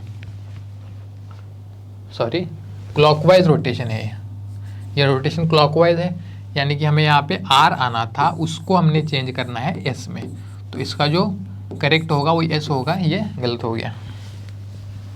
ठीक है, तो ये कुछ एग्जांपल्स थे जिसमें हमें आरएस नॉमेनक्लेचर डिफरेंट टाइप्स के पूछते हैं। अब यहाँ पे मेन जो टॉपिक आता है हमारा ऑप्टिकल एक्टिविटी एंड कायरलिटी। देखो जो हम बोलते हैं कि कोई भी कंपाउंड, आपको क्वेश्चन किस तरह आता है कि कंपाउंड दे देंगे वो ऑप्टिकल एक्टिव है या नहीं बताना है। अब ऑप्टिकल एक्टिविटी होने के लिए कुछ कंडीशंस है, ठीक है। पहले देखो कि कायरलिटी क्या है, ऑप्टिकल एक्टिविटी क्या है, इन दोनों को चीज़ों को रिलेट कैसे करना है। देखो किसी भी एटम के ऊपर, इसको मैं अस्टेरिस्क से मार्क कर दूंगा कब, जब किसी भी एटम के ऊपर 4 डिफरेंट सब्स्टिट्यूएंट लगे हो तो ये होता है कायरल कंपाउंड, ठीक है, ये होता है कायरल कंपाउंड। और ये क्या करता है, जो हमारी प्लेन पोलराइज्ड लाइट होती है उसका रोटेशन चेंज कर देता है, यानी कि ये ऑप्टिकली एक्टिव होता है। लेकिन ये बात ज़रूरी नहीं है कि कोई भी कंपाउंड ऑप्टिकली एक्टिव होने के लिए वो कायरल होना चाहिए, ये ज़रूरी नहीं है। कायरलिटी एक प्रॉपर्टी है और ऑप्टिकल एक्टिविटी एक उसकी अलग प्रॉपर्टी है। आगे हम ऐसे वाले कंपाउंड्स पढ़ेंगे जिसमें कायरल सेंटर ना होने पर भी वहाँ पे ऑप्टिकल एक्टिविटी आती है। अब ये कंपाउंड ऑप्टिकली एक्टिव होता है, यानी कि प्लेन पोलराइज्ड लाइट जब देखो किसी भी सॉल्यूशन में इसको रखा है, देखो इसका ये सॉल्यूशन इस वाले कंपाउंड में प्लेन पोलराइज्ड लाइट पास कर दी तो ये इसका जो प्लेन है लाइट का प्लेन चेंज कर देता है, उसकी डायरेक्शन चेंज कर देता है, क्योंकि ऑप्टिकल एक्टिविटी होता है। और इसका रीज़न होता है इसकी कायरलिटी। अब कायरलिटी लेकिन ज़रूरी नहीं है कि ऑप्टिकली एक्टिव होने के लिए कायरल हो ही, आगे कंपाउंड्स आएंगे जो ऑप्टिकली एक्टिव होंगे लेकिन कायरल नहीं होंगे, ठीक है। तो इसके लिए ज़रूरी क्या है, कायरलिटी के लिए 4 डिफरेंट सब्स्टिट्यूएंट्स हो और उसमें कोई भी सिमेट्री एलिमेंट प्रेजेंट नहीं होना चाहिए। सिमेट्री एलिमेंट, जैसे आपने ग्रुप थ्योरी में पढ़े हैं सिमेट्री एलिमेंट्स क्या क्या होते हैं, plane of symmetry, centre of symmetry, ये जो सिमेट्री एलिमेंट्स है ये वाले प्रेजेंट नहीं होने चाहिए और इसमें कोई भी मतलब ऐसा सेंटर होना चाहिए जिस पे 4 डिफरेंट सब्स्टिट्यूएंट लगे हैं, तो वो ऑप्टिकली एक्टिव हो जाता है। ये होगी हमारी कायरलिटी और ऑप्टिकल एक्टिविटी। अब आगे आते हैं ऐसे वाले कंपाउंड जिसमें कायरल कंपाउंड्स, जिसमें कायरल सेंटर नहीं होता फिर भी वो ऑप्टिकली एक्टिव होते हैं। ठीक है, पहले तो यहाँ पे देखो स्पाइरिन पढ़ते हैं पहले। अब ये वाला सिस्टम क्यों ऑप्टिकली एक्टिव होता है, इसमें मैंने बोला कि कायरल सेंटर नहीं होता फिर भी ये ऑप्टिकली एक्टिव क्यों होता है। तो आप देख सकते हो ये किस तरह का सिस्टम होता है। ठीक है, अब ये फेज से और डैश से दिखाए, यानी कि ये वाला पार्ट है ये आपकी तरफ है, ये वाला पार्ट इस वाले बोर्ड के प्लेन के पीछे है, और ये वाला जो पार्ट है ये बोर्ड के प्लेन में है। तो आप देख सकते हो ये वाला प्लेन और ये वाला प्लेन आपस में परपेंडिकुलर है। पीछे कुछ हमने एग्जांपल किए बाइफिनिल्स वाले, ये भी जैसे ये वाले दो प्लेन जो होते हैं ये आपस में परपेंडिकुलर होते हैं। जैसे आप देख सकते हो ये वाला एक प्लेन है बोर्ड का प्लेन, जिस पे फ्रंट की साइड आपकी तरफ आ रहा है फ्लोरीन, यहाँ पे पीछे की साइड जा रहा है ये क्लोरीन, फ्रंट की साइड आपकी तरफ आ रहा है फ्लोरीन, ये पीछे की साइड क्लोरीन जा रहा है। ये वाला एक प्लेन हो गया, और ये जो प्लेन है ये इसको परपेंडिकुलर है। आप देख सकते हो यहाँ पे ये वाला प्लेन एक रहा, दूसरा प्लेन इसको परपेंडिकुलर है इस तरह से। अगर आप इस साइड से भी देखोगे तो दोनों प्लेन एक दूसरे को परपेंडिकुलर है, और ये परपेंडिकुलर होने की वजह से ही जब यहाँ पे अलग अलग सब्स्टिट्यूएंट आ जाएंगे तो ये ऑप्टिकली एक्टिव हो जाता है। ठीक है, तो इसके ऑप्टिकल एक्टिविटी का रीज़न क्या होता है, इसमें कायरल सेंटर ना हो कि भी ये ऑप्टिकली एक्टिव होता है। इसकी वजह होती है कि ये जो प्लेन्स है, जैसे मैंने ये दिखा दिया यहाँ पे, ये प्लेन्स आपस में एक दूसरे को परपेंडिकुलर होते हैं। ये वाला एक प्लेन है, जैसे मैंने एग्जांपल दिखा दिया, ये वाला एक प्लेन है पहले से, कौन सा, ये जिस पे पीछे की साइड यहाँ पे क्लोरीन लगा है, आगे की साइड यहाँ पे आपका फ्लोरीन लगा है, जिसको दूसरा प्लेन इस तरह से परपेंडिकुलर है, यहाँ पे परपेंडिकुलर है, और ऊपर की तरह अपना CH3 है और नीचे की साइड अपना ये EH है, और ये प्लेन परपेंडिकुलर होते हैं। इसकी वजह से ये ऑप्टिकली एक्टिव होते हैं कंपाउंड। सेम चीज़ होती है बाइफिनिल्स और हमारा जो अलीन्स होते हैं इसमें भी। और इसी के साथ हमने इसका RS नॉमेनक्लेचर पढ़ा था, एरो पास करके किस तरह से हमें देखना है। अब ये एलिन सिस्टम होती है, सेम चीज़ यहाँ पे भी होती है। देखो यहाँ पे ये कार्बन कार्बन का जो डबल बॉन्ड बना है ये किस तरह से बना है, इस वाले pp ऑर्बिटल के ओवरलैप से बना है। ये वाला पाई बॉन्ड जो है इस वाले pp ऑर्बिटल के ओवरलैप से बना है, इस तरह से, इस तरह से ये एक पाई बॉन्ड बना है। यानी कि ये इस वाले कार्बन कार्बन पाई बॉन्ड का एक प्लेन है, जिसको अब ये वाला पाई बॉन्ड किस तरह से बना है, क्योंकि एक कार्बन की अगर p ऑर्बिटल्स देखो तो p ऑर्बिटल्स आपस में परपेंडिकुलर होती है एक दूसरे को। तो आप देख सकते हो यहाँ पे इस वाले कार्बन की जो p ऑर्बिटल है, कौन सी, ये वाली, इससे ये वाला दूसरा पाई बॉन्ड बना है। यानी कि आप अब आप देख सकते हो, जैसे पायरिन में मैंने दिखा दिया था, ये वाला कार्बन कार्बन बॉन्ड का जो पाई बॉन्ड का एक प्लेन है इस वाले बोर्ड के प्लेन में अगर है, तो दूसरा जो कार्बन कार्बन बॉन्ड का प्लेन है वो इस वाले प्लेन को परपेंडिकुलर है। और इसकी वजह से ही अगर आप इस साइड से देखोगे तो आपको ये किस तरह से देखने को मिलेगा, CH3 यहाँ पे ऊपर है, यहाँ पे H वर्टिकल लाइन पे नीचे है, ब्रोमीन आप इस साइड देख पाओगे और फ्लोरीन आप इस साइड से। तो अब आपको देखने को मिल रहा है ना ये किस तरह से कायरल कंपाउंड आ रहा है। और ऑप्टिकल एक्टिविटी का रीज़न भी होता है कि इनमें इस तरह की ये कायरलिटी होती है, इसको बोलते हैं एक्सियल कायरलिटी। ठीक है, ये प्लेन्स जो है आपस में परपेंडिकुलर होने की वजह से इसमें एक्सियल कायरलिटी होती है। बाइफिनिल्स में भी एक्सियल कायरलिटी होती है, क्योंकि अब देखो इसमें केस क्या आएगा, ये अगर दोनों रिंग्स एक ही प्लेन में आ जाए तो ये ऑप्टिकली एक्टिव नहीं रहेगा। इसके लिए ज़रूरी कंडीशन क्या है, ये जो रिंग्स है वो परपेंडिकुलर रहे। और इसके लिए जो ये क्यों होते हैं परपेंडिकुलर, क्योंकि ये जो सब्स्टिट्यूएंट्स हैं ना, ये वाले सब्स्टिट्यूएंट्स, इनमें जो स्टेरिक रिपल्शन हो जाता है, इसकी वजह से ये एक दूसरे से प्लेन से दूर जाते हैं। पहले ये दोनों रिंग्स अगर प्लेन में थी, अगर यहाँ पे हाइड्रोजन या फिर ड्यूटेरियम जैसे स्मॉल एटम्स है, तो ये रिंग क्या होगी, एक प्लेन में होगी। अब रिंग किससे, इस तरह से है। अब रिंग क्यों है, क्योंकि यहाँ पे जो सब्स्टिट्यूएंट थे पहले ये वाले, इनमें स्टेरिक रिपल्शन हो रहा था ये वाला, इसकी वजह से इसने क्या किया, इस तरह से रोटेट कर दिया। अगर ये स्मॉल सब्स्टिट्यूएंट होंगे तो रिंग प्लेन में आ जाएगी, तो उसमें ऑप्टिकल एक्टिविटी नहीं रहेगी। ज़रूरी कंडीशन ये है कि यहाँ पे जो एटम्स होंगे वो साइज़ में ज़्यादा होने चाहिए और इनमें स्टेरिक रिपल्शन होनी चाहिए, तभी ये जो रिंग प्लेन में पहले रह रही थी वो इस तरह से परपेंडिकुलर जाएगी एक दूसरे को, और उसमें ऑप्टिकल एक्टिविटी होती है। तो आपको कंपाउंड दे देंगे इस टाइप के, पूछेंगे कि ऑप्टिकल एक्टिविटी है या नहीं, तो आपको उस टाइम देखना क्या है कि ये दोनों रिंग आपस में परपेंडिकुलर जा रही है या नहीं जा रही, और इसमें कोई भी प्लेन नहीं जाना चाहिए। अगर ये वाले सब्स्टिट्यूएंट सेम हो गए और ये वाले भी सेम हो गए, फिर भी परपेंडिकुलर जाने पे प्लेन जाएगा वहाँ पे, प्लेन तो वहाँ पे नहीं जाना चाहिए। स्पाइरन में भी यहाँ पे प्लेन नहीं जाना चाहिए, तो ये ज़रूरी कंडीशन होती है। अलिन में भी यही सिस्टम है। अब हेलिकल कायरलिटी में मैंने क्या, जैसे आर्यस नॉमेनक्लेचर का अगर पूछ ले तो क्या करना है, देखो ये वेज पे दिखा दिया है यानी कि अबो साइड, तो अबो से हमें जाना है बिलो साइड, इस तरह का रोटेशन दिखाना है। वेज से लेके डैश तक, वेज से लेके डैश तक हमें रोटेशन देखना है, यानी कि ऊपर से नीचे तक। तो ये अगर रोटेशन इस तरह से एंटी क्लॉकवाइज आ रही है तो इसको क्या बोलेंगे, एंटी क्लॉकवाइज अगर आ रही है तो इसको एम हेलिसिटी बोलेंगे। अगर यही रोटेशन क्लॉकवाइज आ जाती तो इसको पी हेलिसिटी बोलते।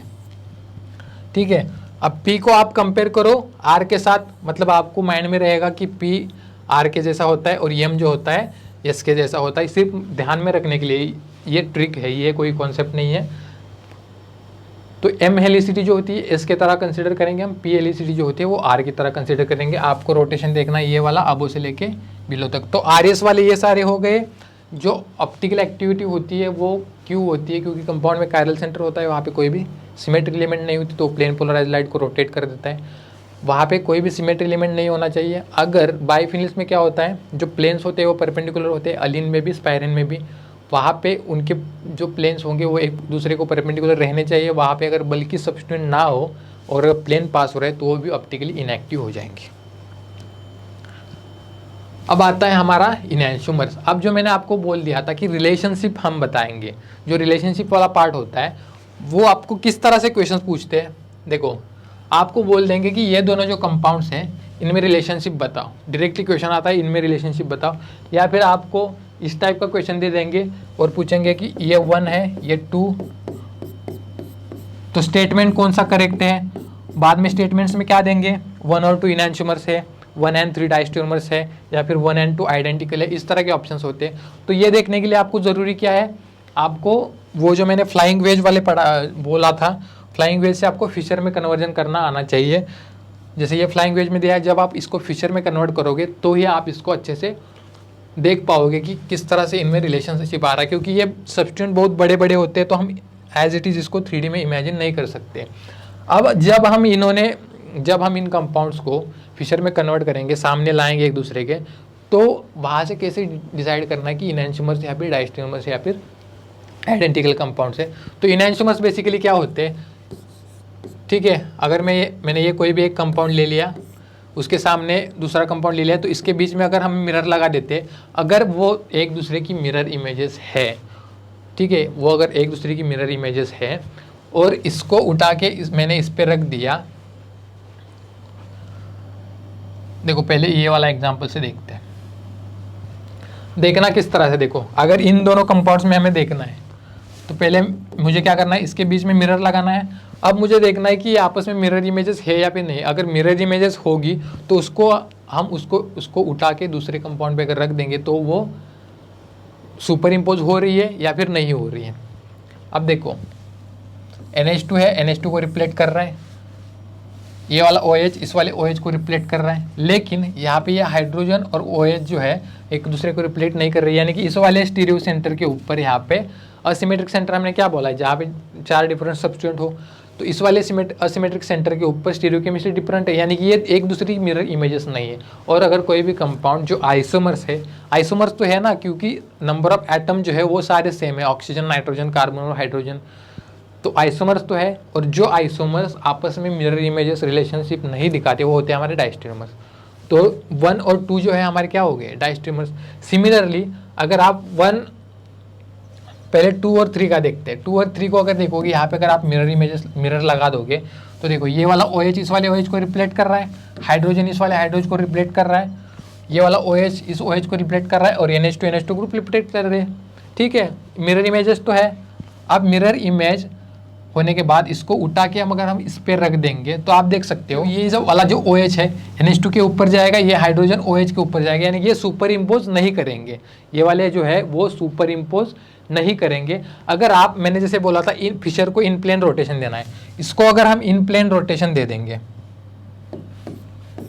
इन प्लेन अगर आप रोटेशन कर दोगे तो ये वाला OH जो है ये वाला OH जो है रोटेट होके इस वाले के पोजीशन पे जाएगा और ये वाला नाइट्रोजन यहाँ पे आएगा, यानी कि इसके ऊपर सुपर इम्पोज नहीं करेगा, यानी कि non superimposable mirror images है। और अगर non superimposable mirror images है तो ये आपस में 2 और 3 जो है ये इनैंशोमर्स होते हैं। अगर non superimposable mirror images है वो इनैंशोमर्स है, अगर मिरर इमेज रिलेशनशिप नहीं है तो वो डायस्टेरियोमर्स है।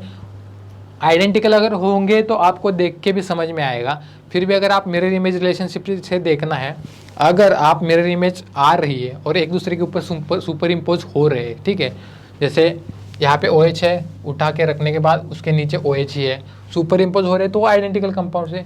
सिमिलरली अगर आप 1 और 3 में अगर देखना है तो किस तरह से देख सकते हो आप, जैसे देखो ये वाला हाइड्रोजन इस वाले हाइड्रोजन को रिप्लेस कर रहा है, 1 और 3 को देखो, ये वाला OH इस वाले OH को रिप्लेस कर रहा है, लेकिन ये वाला NH2 और ये वाला OH आपस में मिरर इमेज रिलेशनशिप नहीं दिखा रहे सेम साइड, मतलब 1 और 3 जो है वो डायस्टेरियोमर्स है, 1 और 2 भी डायस्टेरियोमर्स है, 2 और 3 इनैंशोमर्स है। ठीक है, ये बात यहाँ से क्लियर हो गई। इस तरह से आपको पूछते हैं। अब इसके लिए भी आपको क्या करना है, इन दोनों में अगर रिलेशनशिप देखनी है आपको तो करना क्या होता है, पहले इसको मैंने जैसे बोला था CH2PH है, यहाँ पे 1 2 3 यानी कि प्रोपिल ग्रुप है, इसको हमें क्या करना है, पहले फिशर फॉर्म में कन्वर्ट कर लेना है। फिशर फॉर्म में कन्वर्ट करने के लिए क्या करेंगे, डायरेक्टली पहले इसको हम बनाएंगे, इसका जो सोर्स होता है, देखो यहाँ पे हमारा CH2PH है, CH2PH है, यहाँ पे नीचे हमारा प्रोपिल ग्रुप है, आगे की साइड बोर्ड के प्लेन के आगे की साइड यानी कि आपकी तरफ यहाँ पे CH3 है और यहाँ पे हमारा ये पीछे की साइड OH है। सिमिलरली यहाँ पे आगे की साइड NH2 है, यहाँ पे ये PH है। अब क्या करना है, जो मैंने बोला था कि कोई भी दो ग्रुप फिक्स करो, उनको इन प्लेन ले आओ, बाद में उसको उठा के बोर्ड के प्लेन में प्रेस कर दो। तो इसको यहाँ पे बिल्कुल नीचे ले आऊँगा मैं। इसके बाद मुझे क्या मिलेगा, इस वाले कार्बन के जो भी ज्योमेट्री है उसको मैं एज इट इज़ रखूँगा, प्रोपिल ग्रुप है, यहाँ पे अपना CH3 है और यहाँ पे अपना OH है। अब मैंने क्या करना है, इसको रोटेट करके 180 डिग्री का रोटेशन देके मैंने नीचे ले आया, PH आ गया CH2PH। तो ये वाला जो यहाँ पे फिनिल ग्रुप था पीछे की साइड, वो एग्जैक्टली इसके अपोजिट यानी कि 180 डिग्री रोटेशन के बाद यहाँ पे आ गया और हमारे यहाँ पे ये NH2 चला गया। ठीक है, तो ये वाला हो गया हमारा इक्लिप्स फॉर्म। इसको अब उठा के सिर्फ अगर हम प्लेन बोर्ड के प्लेन में प्रेस कर देते हैं तो हम क्या करेंगे, यहाँ पे ये वाला प्रोपिल हमारा यहाँ पे आ गया, ये वाला CH2PH हमारा, और बाद में यहाँ पे PH और ये CH3 ग्रुप है, एक साइड में है, सेम साइड में है, यहाँ पे NH2 और OH जो है यहाँ पे है PR वाले कार्बन के ऊपर और हमें यहाँ पे NH2। तो अब आप देख सकते हो ये तो इसका आ गया फिशर फॉर्म। सिमिलरली क्या, अगर आप इसका ड्रॉ करोगे, अब इसके केस में आपको डायरेक्टली क्या करना है, सेम प्लेन में लार्ज ग्रुप को ला सकते हो। ये कहाँ पे है, पीछे की साइड है, इसको 120 डिग्री का रोटेशन देके यहाँ पे ले आओ इन प्लेन। ये थोड़ा सा पीछे है तो इसको थोड़ा सा रोटेशन देके इन प्लेन यहाँ पे लेके आएंगे। तो क्या मिल गया हमें यहाँ पे, देखो मैं डायरेक्टली ड्रॉ कर देता हूँ। ये जो है इसको मैंने प्रोपिल ग्रुप लिख दिया। इसके बाद ये जब यहाँ पे आएगा तो OH हमारा पीछे चला गया, ये CH3 हमारे यहाँ पे OH की पोजीशन पे आ गया, CH3 आ गया। बाद में यहाँ पे ये वाला हमारा यहाँ पे शायद ये CH2PH ग्रुप था। ठीक है, ये CH2PH ग्रुप हमारा इन प्लेन। इसके बाद देखो ये PH जो है थोड़ा सा हल्का सा यहाँ पे ऊपर गया है, तो ये PH हमारे यहाँ पे, और जो यहाँ पे NH2 इन प्लेन था वो थोड़ा सा पीछे चला गया यानी कि यहाँ पे। अब सिर्फ इसको फिशर में देखना है, तो अब आप देख सकते हो इसका फिशर फॉर्म किस तरह से आएगा। इसका फिशर फॉर्म आएगा यहाँ पे अपना, यहाँ पे प्रोपिल है, यहाँ पे अपना OH है, CH3 अपना इस साइड में है, CH2PH यहाँ पे, PH और ठीक है ये वाला PH और हमारा जस्ट मिनट NH2, ये वाला PH यहाँ पे और ये हमारा NH2। तो अब आप देख सकते हो ये दोनों, मैं इसको उठा के अगर इसके ऊपर रख दूँ तो सेम ही कंपाउंड्स है ना, सुपर इम्पोज हो रहे हैं, CH3 सुपर इम्पोज हो रहा है, सारे आइटम सुपर इम्पोज हो रहे हैं, यानी कि ये आपस में सुपर इम्पोजेबल मिरर इमेजेस है। तो इसको हम क्या बोल देंगे, आइडेंटिकल कंपाउंड से हैं। तो सिंपली ये आइडेंटिकल कंपाउंड से, लेकिन इनको देखने के लिए हमें इसको फिशर में कन्वर्ट करना ज़रूरी था। तो यहाँ से हमने क्या देखा, इनैंशियोमर्स डायस्टेरियोमर्स किस तरह से होते हैं, उसके लिए ज़रूरी आप फिशर फॉर्म में कन्वर्ट करो। उसके बाद देखो जो इमेजेस होंगे superimposable mirror image identical compounds होंगे, non superimposable mirror image जो होंगे वो इनैंशियोमर्स होंगे, और जो मिरर इमेजेस नहीं होंगे वो डायस्टेरियोमर्स होंगे। अब इपीमर्स और एनोमर्स क्या होते हैं, पहले देखो यहाँ पे इपीमर्स और एनोमर्स क्या होते हैं। जैसे देखो जो पायरेनोस कंपाउंड्स होते हैं, पायरेनोस फॉर्म होता है, जैसे हम एरोमेरिक इफेक्ट पढ़ते हैं, ये वाला जो कार्बन होता है ना, ये वाला कार्बन जो होता है, ये वाला कार्बन इसको बोलते हैं एरोमेरिक कार्बन। इसके ऊपर जो भी स्टीरियोकेमिस्ट्री होगी उसके डिपेंडेंट जो कंपाउंड आएंगे उसको हम बोलेंगे एनोमर्स। ठीक है, अब यहाँ पे देखो कोई भी एक सब्स्टिट्यूएंट है एक्स, वो इक्विटोरियल है, और यहाँ पे ये एक्सियल है, तो एक दूसरे के एनोमेरिक है क्योंकि एक कार्बन पे यहाँ पे स्टीरियोकेमिस्ट्री डिफरेंट है, एनोमेरिक कार्बन पे स्टीरियोकेमिस्ट्री डिफरेंट है, तो इसको बोलेंगे एनोमर्स। अब इपीमर्स क्या होते हैं, जैसे ग्लूकोज और मैनोस क्या होते हैं आपस में, इपीमर्स होते हैं। ग्लूकोज का स्ट्रक्चर क्या होता है, ग्लूकोज का स्ट्रक्चर इस तरह से होता है, यहाँ पे हमारा अल्डिहाइड ग्रुप होता है, यहाँ पे हमारा CH2OH ग्रुप होता है, यहाँ पे OH, यहाँ पे OH, बाद में H OH, और यहाँ पे OH होता है हमारा। इस तरह का हमारा ग्लूकोज का स्ट्रक्चर होता है। इसका इपीमर जो होता है वो होता है हमारा मैनोज।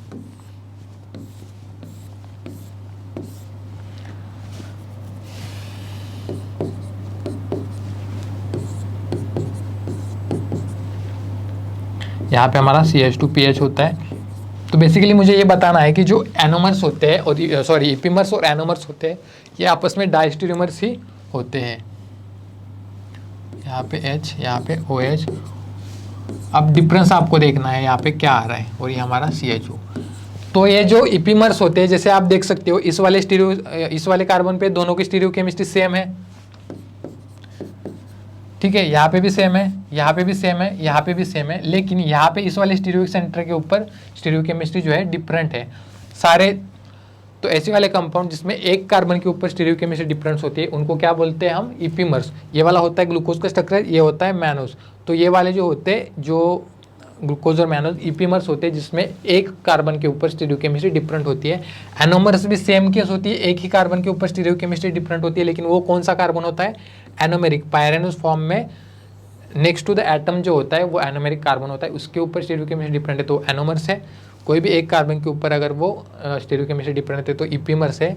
और ये इपीमर्स और एनोमर्स, जैसे ये वाले दो है, आप देख सकते हो इनमें मिरर इमेज रिलेशनशिप नहीं है, तो ये आपस में क्या है, डायस्टेरियोमर्स।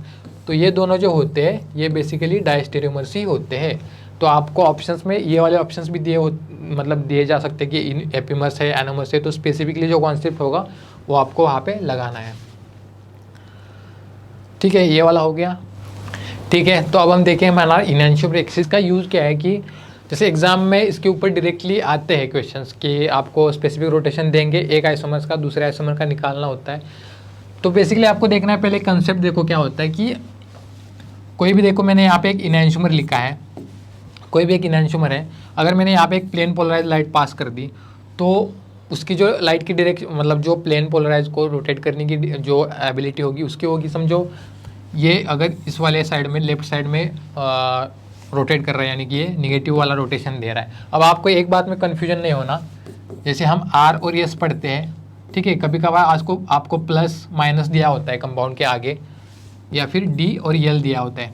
तो ये जो R और S है इनका प्लस माइनस के साथ कोई रिलेशनशिप नहीं होता। R और S क्या है, हमारे जो हम हमारे कंपाउंड के कॉन्फ़िगरेशंस निकालते हैं वो होते हैं, और प्लस माइनस क्या होता है कि जो लाइट के रोटेशन का डायरेक्शन होता है वो बताता है। जैसे अगर वो राइट साइड को लाइट, अगर प्लेन पोलराइज लाइट जो है हमारी, कोई भी कंपाउंड राइट साइड को रोटेट कर रहा है, यानी कि डेक्स्ट्रो रोटेशन, डेक्स्ट्रो क्या होता है, ग्रीक वर्ड होता है, डेक्स्ट्रो रोटेशन अगर दे रहा है यानी कि राइट साइड में दे रहा है, तो इसको बोलते हैं प्लस, मतलब प्लस से दिखाते हैं इसको। और जो ये माइनस जो होता है वो किसके लिए होता है, लिवो रोटेटरी के लिए।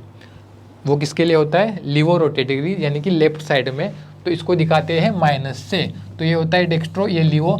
डी और एल को प्लस माइनस बोल सकते हो, लेकिन आर एस का प्लस माइनस के साथ कोई रिलेशनशिप नहीं होता। तो आपने क्या देखना था,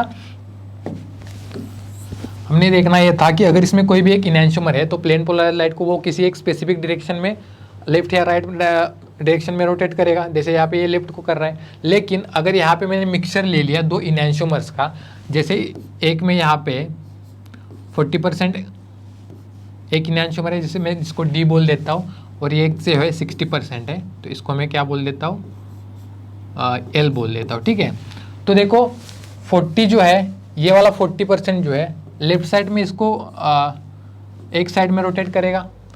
बाद में ये वाला जो 40% होगा, इसमें जो 60% दिया है उसका 40% दूसरे साइड में रोटेट करना चाहेगा।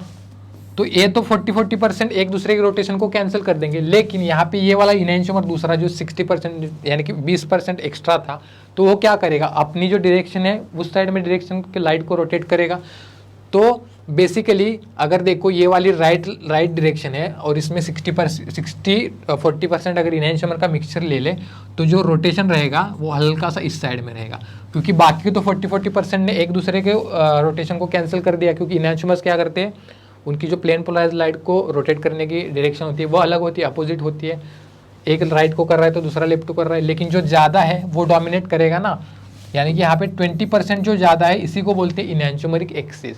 एक इनैंशियोमर 20% ज़्यादा है उसको बोलेंगे इनैंशियोमरिक एक्सिस। अगर डाइस्टेरियोमर हो तो उसको डाइस्टेरियोमरिक एक्सिस बोलते हैं। तो बेसिकली क्या हो रहा है, ये वाला जो रोटेशन आएगा जो भी ज़्यादा होगा इसकी वजह से आएगा, क्योंकि बाकी तो 40% कैंसिल कर लिया। ये होता है हमारा इनैंशियोमरिक एक्सिस। और इसके ऊपर जो है प्रॉब्लम्स किस टाइप के आते हैं, देखो प्रॉब्लम जो आते हैं यहाँ पे इस टाइप के आते हैं। अब इनैंशियोमरिक एक्सिस में फॉर्मूले होते हैं 4-5, उनकी ज़रूरत होती है आपको। कौन कौन से होते हैं पहले देख लो।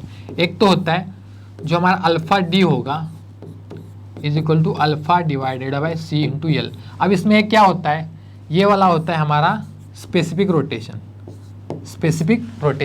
और ये वाला जो होता है हमारा ऑब्जर्व्ड रोटेशन। कोई भी ऑप्टिकल एक्टिव कंपाउंड जो होता है उसका एक खुद का स्पेसिफिक रोटेशन होता है। मतलब जब आप उसका पोलैरिमीटर में उसका जब स्पेसिफिक रोटेशन देखेंगे, अगर उसकी कॉन्सेंट्रेशन जो है वो यूनिट मतलब 1 ग्राम पर ml रखेंगे, और जो हमारी क्यूएट होगी जिससे हम लाइट पास कर रहे हैं उसकी अगर लेंथ 1 डेसीमीटर होगी, तब जो उसका रोटेशन आएगा, तब जो डिग्री में रोटेशन दिखाएगा वो होगा उसका स्पेसिफिक रोटेशन। ठीक है, और जब ये इक्वल होंगे तो स्पेसिफिक रोटेशन और ऑब्जर्व रोटेशन वो सेम ही होंगे। लेकिन होता क्या है, जब भी कोई भी मिक्सचर दिया जाता है जो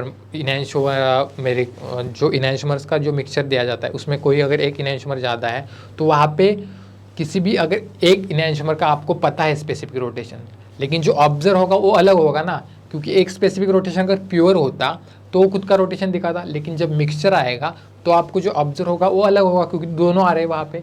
तो ये वाला जो होता है हमारा ऑब्जर्व रोटेशन होता है, और ये हमारा होता है स्पेसिफिक। ये होता है कॉन्सेंट्रेशन सॉल्यूशन का, और ये हमारी लेंथ जो डेसीमीटर में दी जाती है, और ये ग्राम पर ml में। ये वाला एक इंपॉर्टेंट फार्मूला होता है। बाद में हमारा जो इनैंशियोमरिक एक्सिस होता है वो क्या होता है, ऑब्जर्व रोटेशन।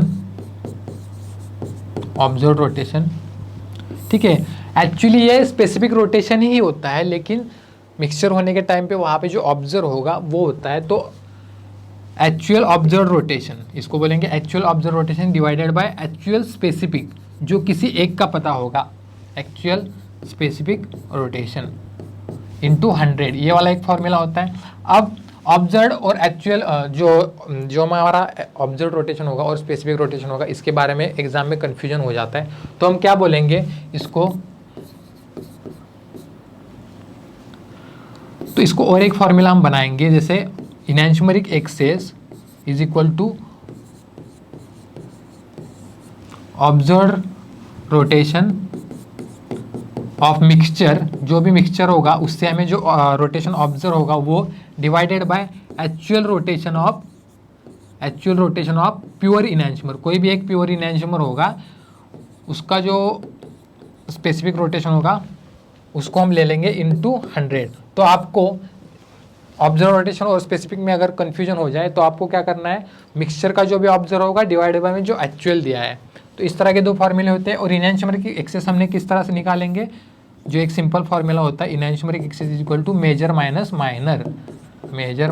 माइनर। तो ये 4 फॉर्मूले हैं, ये आपको ज़रूरी होते हैं, ठीक है।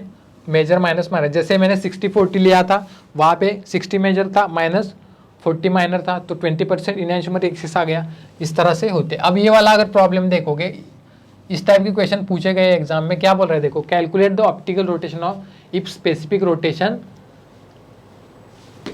Is 30 degree and percentage of R and S isomer is 70 and 30 respectively, ठीक है। तो देखो यहाँ पे एक मेजर दिया है, ज़्यादा दिया है मेजर, और ये माइनर।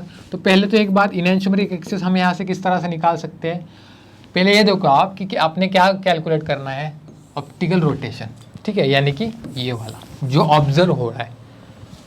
और ये क्या बोल रहा है, स्पेसिफिक रोटेशन दिया है, यानी कि यहाँ पे जो नीचे है स्पेसिफिक रोटेशन, तो ये वाला फॉर्मूला हमें लगाना है, enantiomeric excess is equal to observe rotation divided by specific rotation into 100। इसके लिए हमारे पास ऑब्जर्व रोटेशन निकालना है, स्पेसिफिक तो दिया है, लेकिन ज़रूरी क्या है, इनएंशियोमेट्रिक एक्सिस। तो इनएंशियोमेट्रिक एक्सिस निकालेंगे, मेजर माइनस माइनर, यानी कि 70 माइनस 30 इज इक्वल टू कितना आ गया हमारा 40। ये वाला आ गया हमारा इनएंशियोमेट्रिक एक्सिस। अब क्या करेंगे हम, 40%, ये वाला इनएंशियोमेट्रिक एक्सिस आ गया। अब फॉर्मूले में पुट करेंगे, 40% इज इक्वल टू यहाँ पे कितना आ गया, जो हमारा क्या है, ऑब्जर्व रोटेशन कितना है वो निकालना है, ऑब्जर्व रोटेशन निकालना है, स्पेसिफिक कितना है 30 इंटू 100। तो आप देख सकते हो इससे ये कैंसिल हो गया,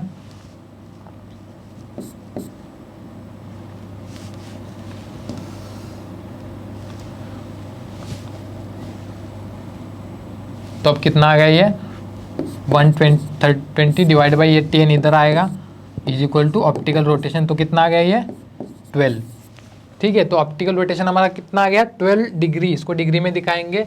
ये सिंपली पूछ रहा था आपको, ये वाला फॉर्मूला यूज़ करना था, इनएंशियोमेट्रिक एक्सिस निकालो, इनएंशियोमेट्रिक एक्सिस को पुट करके ये वाला निकालो, ठीक है। तो अब हम देखेंगे हमारा वॉल्डन इन्वर्जन। एक जो था हमारा इनएंशियोमेट्रिक एक्सिस वाला हमने देख लिया अब ये, ठीक है, इनएंशियोमेट्रिक एक्सिस वाला जो था हमने देख लिया है। इसके बाद हम देखेंगे वॉल्डन इन्वर्जन। बेसिकली देखो वॉल्डन इन्वर्जन क्या होता है, इसको अमाइन इन्वर्जन भी बोलते हैं। जैसे देखो अगर नाइट्रोजन वाली कोई भी स्पीसीज आ जाए, या फिर वॉल्डन इन्वर्जन होती किस में है, जो 2p ग्रुप वाले जो एटम्स होते हैं, जैसे नाइट्रोजन ऑक्सीजन, इनमें ही होते, या फिर कार्बन आयन अगर हो तो कार्बन 2p का है, उसमें होती है वॉल्डन इन्वर्जन। बेसिकली होता क्या है देखो, इस वाले नाइट्रोजन को हम असिमेट्रिक सेंटर बोल सकते हैं।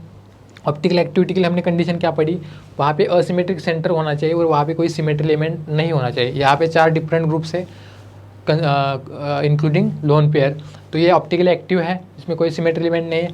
तो इसने जो पेन पोलराइज्ड लाइट है उसको रोटेट करना चाहिए था, ऑप्टिकल एक्टिविटी दिखाना चाहिए था, लेकिन एक्चुअल में ऑप्टिकल एक्टिविटी नहीं दिखा था। क्यों नहीं दिखा था, देखो इस लोन पेयर के कारण क्या होता है कि इसमें इन्वर्जन होता रहता है। ये लोन पेयर जो है अभी ऊपर की साइड है, तो ये नीचे की साइड चला जाता है। जैसे हमारी अम्ब्रेला होती है, इसको हम उल्टा अगर कर देंगे तो उसी तरह से जो अम्ब्रेला इन्वर्जन भी बोलते हैं इसको, ये नाइट्रोजन, ये जो लोन पेयर है नीचे की साइड में जाएंगी, और जो एटम जो है नीचे की साइड में वो सारे ऊपर आ जाएंगे, जैसे कि मैंने यहाँ पे दिखाया है। तो अगर आप कंसिडर करो कि इसका कॉन्फ़िगरेशन आर आ रहा है, ठीक है, यानी कि कंसिडर करो, मैं अभी नहीं निकाल रहा, इसका आर आ रहा है, तो एक इनएंशियोमर है एक, और अगर इसका एस है तो ये दोनों आपस में इनएंशियोमर्स है। तो ये डिस डायरेक्शन में कंसिडर को ये राइट डायरेक्शन में लाइट को रोटेट कर रहा है, तो ये लेफ्ट डायरेक्शन में रोटेट करेगा। और अगर दोनों एक इक्वल अमाउंट में हो प्रेजेंट कोई भी सॉल्यूशन में, तो वो क्या करेंगे, एक दूसरे के रोटेशन को कैंसिल कर देंगे, यानी कि वहाँ पे ऑप्टिकल एक्टिविटी आएगी ही नहीं। तो यही रीज़न होता है यहाँ पे जो इक्विलिब्रियम आता है इन दोनों फॉर्म में, ये वाला इन्वर्टेड फॉर्म और ये वाला इसका फॉर्म, इसमें दोनों का जो इक्विलिब्रियम आता है, दोनों का अमाउंट सेम अमाउंट में प्रेजेंट रहता है। तो इसकी वजह से दोनों अपने एक दूसरे के रोटेशन को कैंसिल कर देते हैं, और इसकी वजह से प्लेन पोलराइज्ड लाइट को रोटेट नहीं कर पाते। जो प्लेन पोलराइज्ड लाइट होगी उसके अपने प्लेन से ही जाएगी, रोटेट नहीं होगी। इसकी वजह से हम बोलते हैं कि ये ऑप्टिकली इनएक्टिव हो जाते हैं। अब जहाँ पे भी वॉल्डन इन्वर्जन पॉसिबल होगा वहाँ पे उस वाले कंपाउंड को हम ऑप्टिकली इनएक्टिव बोल देंगे, अगर वहाँ पे 4 डिफरेंट सब्सटेंट हो फिर भी, वहाँ पे कायरल सेंटर होने के बाद भी। जैसे कि हमारे पास क्या हो गया, अगर ये वाला कार्बनियन है जिस पे 3 अलग सब्सटेंट है और यहाँ पे नेगेटिव चार्ज यानी कि अलग इलेक्ट्रॉन डेंसिटी थे, वहाँ पे भी उसको ऑप्टिकली इनएक्टिव बोल देंगे।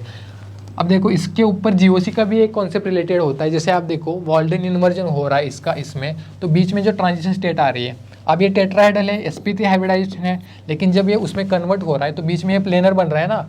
जब ये लोन पेयर ऊपर से नीचे आएगी तो ये सारे एक स्टेज होगी, एक स्टेप होगी, उसमें प्लेन में आएगी ना, यानी कि यहाँ पे इसका sp2 हाइब्रिडाइजेशन बन रहा है, प्लेनर बन रहा है, यानी कि sp2 हाइब्रिडाइजेशन बन रहा है। यहाँ पे 25% एस कैरेक्टर होता है sp3 हाइब्रिडाइज्ड ऑर्बिटल में, sp2 में कितना होता है 33, यानी कि एस कैरेक्टर बढ़ रहा है। तो ये जो नाइट्रोजन के पास लोन पेयर है इसमें एस कैरेक्टर बढ़ रहा है, और एस कैरेक्टर अगर ज़्यादा हो तो डोनरेबिलिटी कम हो जाएगी, यानी कि इस वाले नाइट्रोजन की लोन पेयर जो है, जो प्रोटॉन को हम देना चाहते थे, उसकी डोनर एबिलिटी कम हो जाएगी। इसके डिपेंडेंट ही ये वाला क्वेश्चन आता है। जैसे कि आप देखोगे, मैंने अगर आपको पूछ लिया कि बेसिसिटी का इन दोनों में ऑर्डर क्या होगा, तो हम बेसिकली क्या बोलते हैं, जो डोनर एबिलिटी होती है वही बेसिसिटी होती है, लोन पेयर कितनी दे पाता है।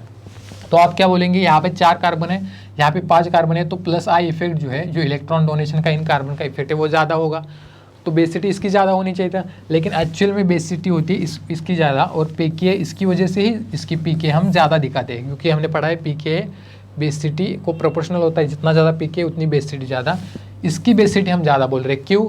क्योंकि ये जो लोन पेयर है ये दी जा सकती है प्रोटॉन को, लेकिन ये वाली जो है ये नहीं दी जा सकती, मतलब दी जा सकती है, लेकिन दोनों में हम कंपेयर कर रहे हैं कि किसकी कम होगी। तो ये जो है ज़्यादा अपनी लोन पेयर नहीं दे पाएगा, क्यों? क्योंकि इसमें नंबर ऑफ कार्बन एटम ज़्यादा है, तो रिंग फ्लेक्सिबल है, तो जो अमाइन इन्वर्जन यहाँ पे मैंने ऊपर दिखाया था वो यहाँ पे हो सकता है।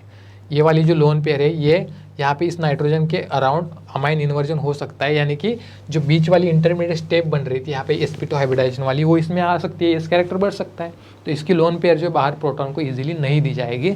तो इसकी वजह से बेसिसिटी इसकी कम रहेगी, इसकी ज़्यादा रहेगी। दोनों भी बेसिक है, लेकिन कंपेरेटिवली ये वाला ज़्यादा है। इसमें आता है अमाइन इन्वर्जन वाला, और अमाइन इन्वर्जन जहाँ पे भी होगा कंपाउंड ऑप्टिकली इनएक्टिव बनेगा। अब ऐसे वाले केसेस में आपको ध्यान रखना है कि 2p ग्रुप वाले जो एटम्स है, ठीक है, जैसे अगर यहाँ पे फॉस्फोरस होता नाइट्रोजन की जगह पे तो वो 3p का है, तो वहाँ पे वॉल्डेन इन्वर्जन नहीं होता, वो ऑप्टिकली एक्टिव हो जाता। तो ये वाली कॉन्सेप्ट आपको ध्यान में रखना है।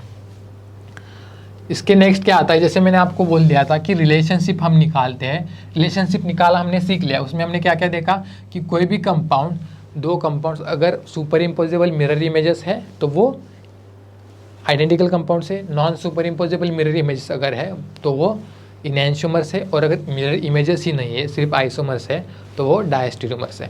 3 चीज़ें पढ़ी है। अब वही कॉन्सेप्ट हमें यहाँ पे लगाना है। जैसे ये वाला टॉपिसिटी वाला क्वेश्चन हमेशा एग्जाम में पूछते हैं, टॉपिसिटी इन फेसेस के ऊपर लास्ट एग्जाम में भी क्वेश्चन आया है। पहले हम देखेंगे टॉपिसिटी इन एटम्स। अब यहाँ पे बेसिक कॉन्सेप्ट क्या होता है वो पहले देखते हैं, उसके बाद मैं आपको ट्रिक बताऊँगा। तो देखो, क्वेश्चन पूछता है HA और HB, आपको कंपाउंड दिया होगा, HA और HB का रिलेशनशिप बताना है। अब किस तरह से बताना है, तो आपको करना क्या है, एक बार HA को किसी दूसरे एटम से रिप्लेस करना है, दूसरी बार दूसरे HB एटम जो है उसको दूसरे एटम से रिप्लेस करना है। तो जो दो कंपाउंड ऑब्टेन होंगे हमें उनका रिलेशनशिप देखना है। देखो यहाँ पे ये दोनों ग्रुप सेम है, मैं इनको R ग्रुप लिख देता हूँ।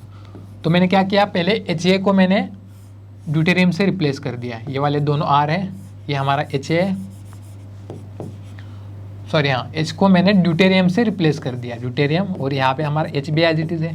दूसरे केस में मैंने क्या किया, HA को रखा एज इट इज़, जो HB था हमारा इसको मैंने ड्यूटेरियम से रिप्लेस कर दिया। तो अब आप देख सकते हो जो दो कंपाउंड्स बन रहे हैं इनका हमें रिलेशनशिप देखना होता है। तो ये दो कंपाउंड्स क्या है, सेम ही तो कंपाउंड से, एक ही कार्बन पे ड्यूटेरियम हाइड्रोजन और 2 R ग्रुप सेम लगे, तो सेम ही कंपाउंड से। अगर आप इस वाले एक्सिस के थ्रू, ठीक है, इसको 180 डिग्री का रोटेशन दोगे तो सेम ही कंपाउंड है ना। ड्यूटेरियम जो है यहाँ पे हाइड्रोजन की जगह पे आ रहा है, यानी कि ये वाला कंपाउंड बन रहा है, तो सेम कंपाउंड बन रहे हैं। तो रिप्लेस के बैंड के बाद जो भी कंपाउंड बनेगा, अगर सेम कंपाउंड बन रहे हैं तो ये प्रोटॉन जो है होमोटॉपिक है। अगर रिप्लेसमेंट के बाद जो दो कंपाउंड्स ऑब्टेन हो रहे वो इनैंशियोमर्स है तो प्रोटॉन्स क्या होंगे, इनैंशियोटॉपिक। और अगर कंपाउंड्स डायस्टीरियोमर्स बन रहे तो प्रोटॉन्स क्या होंगे, डायस्टीरियोटॉपिक। ठीक है, सेम बात अब आपको यहाँ पे देखनी है। जैसे HA और HB यहाँ पे क्या आएंगे, अगर रिप्लेसमेंट के बाद आप बेसिकली आपको यही देखना होता है, लेकिन कुछ कुछ कॉम्प्लेक्स कंपाउंड्स होते हैं उसमें आपको ट्रिक्स लगानी होती है। ये वाला मेन कॉन्सेप्ट होता है कि कंपाउंड्स क्या आ रहे हैं ये देखना होता है आपको। ठीक है, यहाँ पे अपना ट्रिटियम है, यहाँ पे भी अपना ट्रिटियम है, सेम यहाँ पे अपना ट्रिटियम है। तो मैंने क्या किया, एक बारी में HA को मैंने रिप्लेस कर दिया ड्यूटेरियम से, कंसिडर करो ड्यूटेरियम, यहाँ पे अपना HB एज इट इज है। दूसरे केस में मैंने HB को रिप्लेसमेंट कर दिया ड्यूटेरियम से, हमारा एच ए यहाँ पे एज इट इज़ है। तो अब आप देख सकते हो इनका अगर आप मिरर इमेजेस रिलेशनशिप देखोगे तो ये डायस्टेरियोमर्स है, ये मिरर इमेजेस नहीं है। यहाँ से अगर मैं मिरर इमेज लगा दूँ तो ये बाकी के ग्रुप एक दूसरे को रिप्लेस करेंगे, लेकिन ड्यूटेरियम और हाइड्रोजन रिफ्लेक्ट नहीं करेंगे, तो मिरर इमेजेस रिलेशनशिप नहीं है, तो ये डायस्टेरियोमर्स है। और अगर रिप्लेसमेंट के बाद डायस्टेरियोमर्स बन रहे हैं किसके, एच ए और एच बी के, तो ये आपस में डायस्टेरियोटॉपिक है। स्पेक्ट्रोस्कोपी में आपको अमित सर ने यह भी पढ़ाया कि किस तरह से डायस्टेरियोटॉपिक प्रोटॉन सिग्नल अलग अलग देते हैं, इनएनिसोट्रॉपिक किस तरह से सेम दे देते हैं, ठीक है। तो ये चीज़ आपको वहाँ पे भी लगानी है। इसकी वजह से ही मैंने बोला था कि स्टीरियोकेमिस्ट्री आपको जीओसी और स्टीरियोकेमिस्ट्री बाकी वाले चैप्टर्स में यूज़ होगा। जैसे अब यहाँ पे आ गए प्रोटॉन। अब जो ट्रिक होगी पहले इन दो कंपाउंड्स के लिए मैं बता देता हूँ। एक तो होती है क्या, अगर दो प्रोटॉन जो है, दो प्रोटॉन्स किसी C2 मतलब C2 एक्सिस के थ्रू अगर सुपर इम्पोज हो रहे, यानी कि अगर यहाँ पे 180 डिग्री का रोटेशन दे दिया, एच बी क्या होगा, एच ए की जगह पे आएगा, ए इसके जगह पे आएगा, तो कंपाउंड सेम बन रहा है ना, यानी कि C2 एक्सिस के थ्रू ये सुपर इम्पोज हो रहे, तो वो होंगे होमोटॉपिक, ठीक है। दूसरा केस क्या होता है, अगर यहाँ पे किसी कंपाउंड में अगर इस तरह का प्लेन जाता है और प्लेन से दो प्रोटॉन्स अगर रिफ्लेक्ट करते हैं एक दूसरे को, तो इनएनिसोट्रॉपिक होते हैं प्रोटॉन। और अगर प्लेन से बाइसेक्ट करते हैं तो वो होते हैं, क्या होते हैं वो, डायस्टेरियोटॉपिक। अगर आप यहाँ पे देखोगे ये साइक्लोपेंटेन रिंग जो है इस वाले बोर्ड के प्लेन में है, तो ये जो ड्यूटेरियम है दोनों आपकी साइड में है। अब एच ए जो है आपके साइड में है यहाँ पे इस वाले कार्बन के, और एच बी जो है बोर्ड के पीछे है, तो ये वाला प्लेन इसमें जा रहा है जो एच ए। अब यहाँ पे आपको दिख रहा है कि ये रिफ्लेक्ट कर रहे हैं, लेकिन ये रिफ्लेक्ट नहीं कर रहे हैं। एच ए यहाँ पे है बोर्ड के आगे, एच बी बोर्ड के पीछे है, तो ये एक दूसरे को बाइसेक्ट कर रहे हैं। उस वाले एच ए और एच बी को काटता हुआ प्लेन जा रहा है, यानी कि वो प्लेन बाइसेक्ट कर रहा है एच ए और एच बी को, तो ये डायस्टेरियो हो जाते हैं। दूसरी एक बात क्या होती है, इसका इन्वायरमेंट सेम है। जैसे आप देख सकते हो रिप्लेसमेंट के बाद जो दो प्रोटॉन्स बने हैं, एक बारी में ड्यूटेरियम के साइड दोनों ट्रिटियम है फेज पे, और दूसरी बार दोनों ट्रिटियम जो है ड्यूटेरियम के अपोजिट साइड में है। यानी एच ए और एच बी का जो एनवायरनमेंट है, जैसे आपने स्पेक्ट्रोस्कोपी में पढ़ा है, वो अलग है। एनवायरनमेंट अगर अलग हो तो प्रोटॉन्स क्या होते हैं, डायस्टेरियोटॉपिक होते हैं, ठीक है। अब ये प्लेन वाला एक कॉन्सेप्ट, रिफ्लेक्ट कर रहे हैं तो इनएनिसोट्रॉपिक, बाइसेक्ट कर रहे हैं तो डायस्टेरियोटॉपिक। अगर C2 एक्सिस के थ्रू वहाँ पे वो प्रोटॉन्स सुपर इम्पोज कर रहे हैं तो वो होमोटॉपिक हो जाते हैं।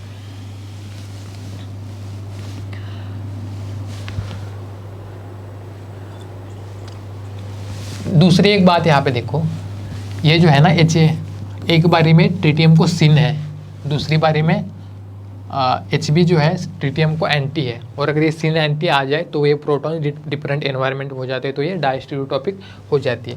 सेम अगर आप प्लेन वाला कॉन्सेप्ट यहाँ पे लगा दोगे तो आप देख सकते हो इस वाले कंपाउंड में ये वाला सिमेट्री प्लेन है ना, जैसे आपने ग्रुप थ्री में पढ़ा है सिमेट्री एलिमेंट्स क्या होते हैं। सिमेट्री एलिमेंट्स अब यहाँ पे हमने नहीं डिस्कस किया, लेकिन ग्रुप थ्री में तो आपने डिस्कस किया कि सिमेट्री एलिमेंट्स क्या होते हैं। तो अगर ये प्लेन ऑफ सिमेट्री इसमें प्रेजेंट है तो आप देख सकते हो एच ए और एच बी जो है आपस में एक दूसरे को रिफ्लेक्ट कर रहे हैं, एक दूसरे में रिफ्लेक्ट कर रहे हैं, तो ये इनएनिसोट्रॉपिक प्रोटॉन्स होते हैं। अगर इसको आप रिप्लेस करके दो प्रोडक्ट्स बनाओगे, दो कंपाउंड जो बनाओगे, वो आपस में इनएनिसोमर्स होंगे, यानी कि ये प्रोटॉन्स क्या होते हैं, इनएनिसोमर्स, इनएनिसोटॉपिक। अब अलीन वाला जो केस होता है, इसमें मैंने आपको बता दिया था कि ये वाला जो प्लेन है p ऑर्बिटल के ओवरलैप से जो बना है वो परपेंडिकुलर होता है इस वाले प्लेन को, ठीक है ना, इस वाले बोर्ड के प्लेन इस वाले p ऑर्बिटल को परपेंडिकुलर होता है। तो आप अगर इस साइड से देख रहे हो तो आपको किस तरह का ये कंपाउंड दिखेगा। अगर इस वाले लाइन के ऊपर यहाँ पे ऊपर आयोडीन है इन प्लेन, नीचे Br है, तो आपको किस तरह का दिखेगा। बोर्ड के पीछे हाइड्रोजन है, इस वाले इसको परपेंडिकुलर है ना वो वाला प्लेन, तो हाइड्रोजन कहाँ पे आएगा, यहाँ पे, और आपका दूसरा वाला हाइड्रोजन यहाँ पे, यानी कि इस तरह से आप देख सकते हो इस वाले कंपाउंड में। और अगर यहाँ पे क्यूमुलिन सिस्टम होता तो जैसे ये वाला प्लेन इसको परपेंडिकुलर है, तो यहाँ पे अगेन दूसरा प्लेन बनता, वो किस तरह का बनता है, इसके सिमिलर बनता, यानी कि इसमें एक प्लेन पास होता, और अगर प्लेन पास होता तो वो प्रोटॉन्स किस तरह के हो जाते। अगर वो प्लेन पास होता हो तो वो कंपाउंड ऑप्टिकली एक्टिव नहीं रहेगा। अब आप यहाँ पे देख सकते हो ये वाले दो है, इनको रिप्लेस करने के एक बार मैंने H को, इस वाले H को D से रिप्लेस कर दिया, सॉरी एक बार मैंने इस वाले H को D से रिप्लेस कर दिया, तो मैं यहाँ पे ड्रॉ करता हूँ D, यहाँ पे हमारा आयोडीन है, यहाँ पे हमारा ब्रोमीन है, ये वाला हमारा दूसरा H। दूसरे केस में मैंने क्या कर दिया, इस वाले H को रिप्लेस कर दिया D से, यहाँ पे हमारा ड्यूटेरियम आ गया, ये वाला हाइड्रोजन, आयोडीन, और यहाँ पे हमारा ब्रोमीन। तो अब आप देख सकते हो अगर यहाँ पे मिरर लगा दिया तो ये आपस में रिफ्लेक्ट कर रहे हैं, और अगर मैं इसको उठा के एज इट इसके ऊपर रख दूँ ये सुपर इम्पोज नहीं होंगे, यानी कि non superimposable mirror images है। और अगर ऐसा है तो ये प्रोटॉन जो थे ये इनैंशोमर्स दे रहे हैं, यानी कि ये इनैंशोट्रॉपिक प्रोटॉन्स हो गए।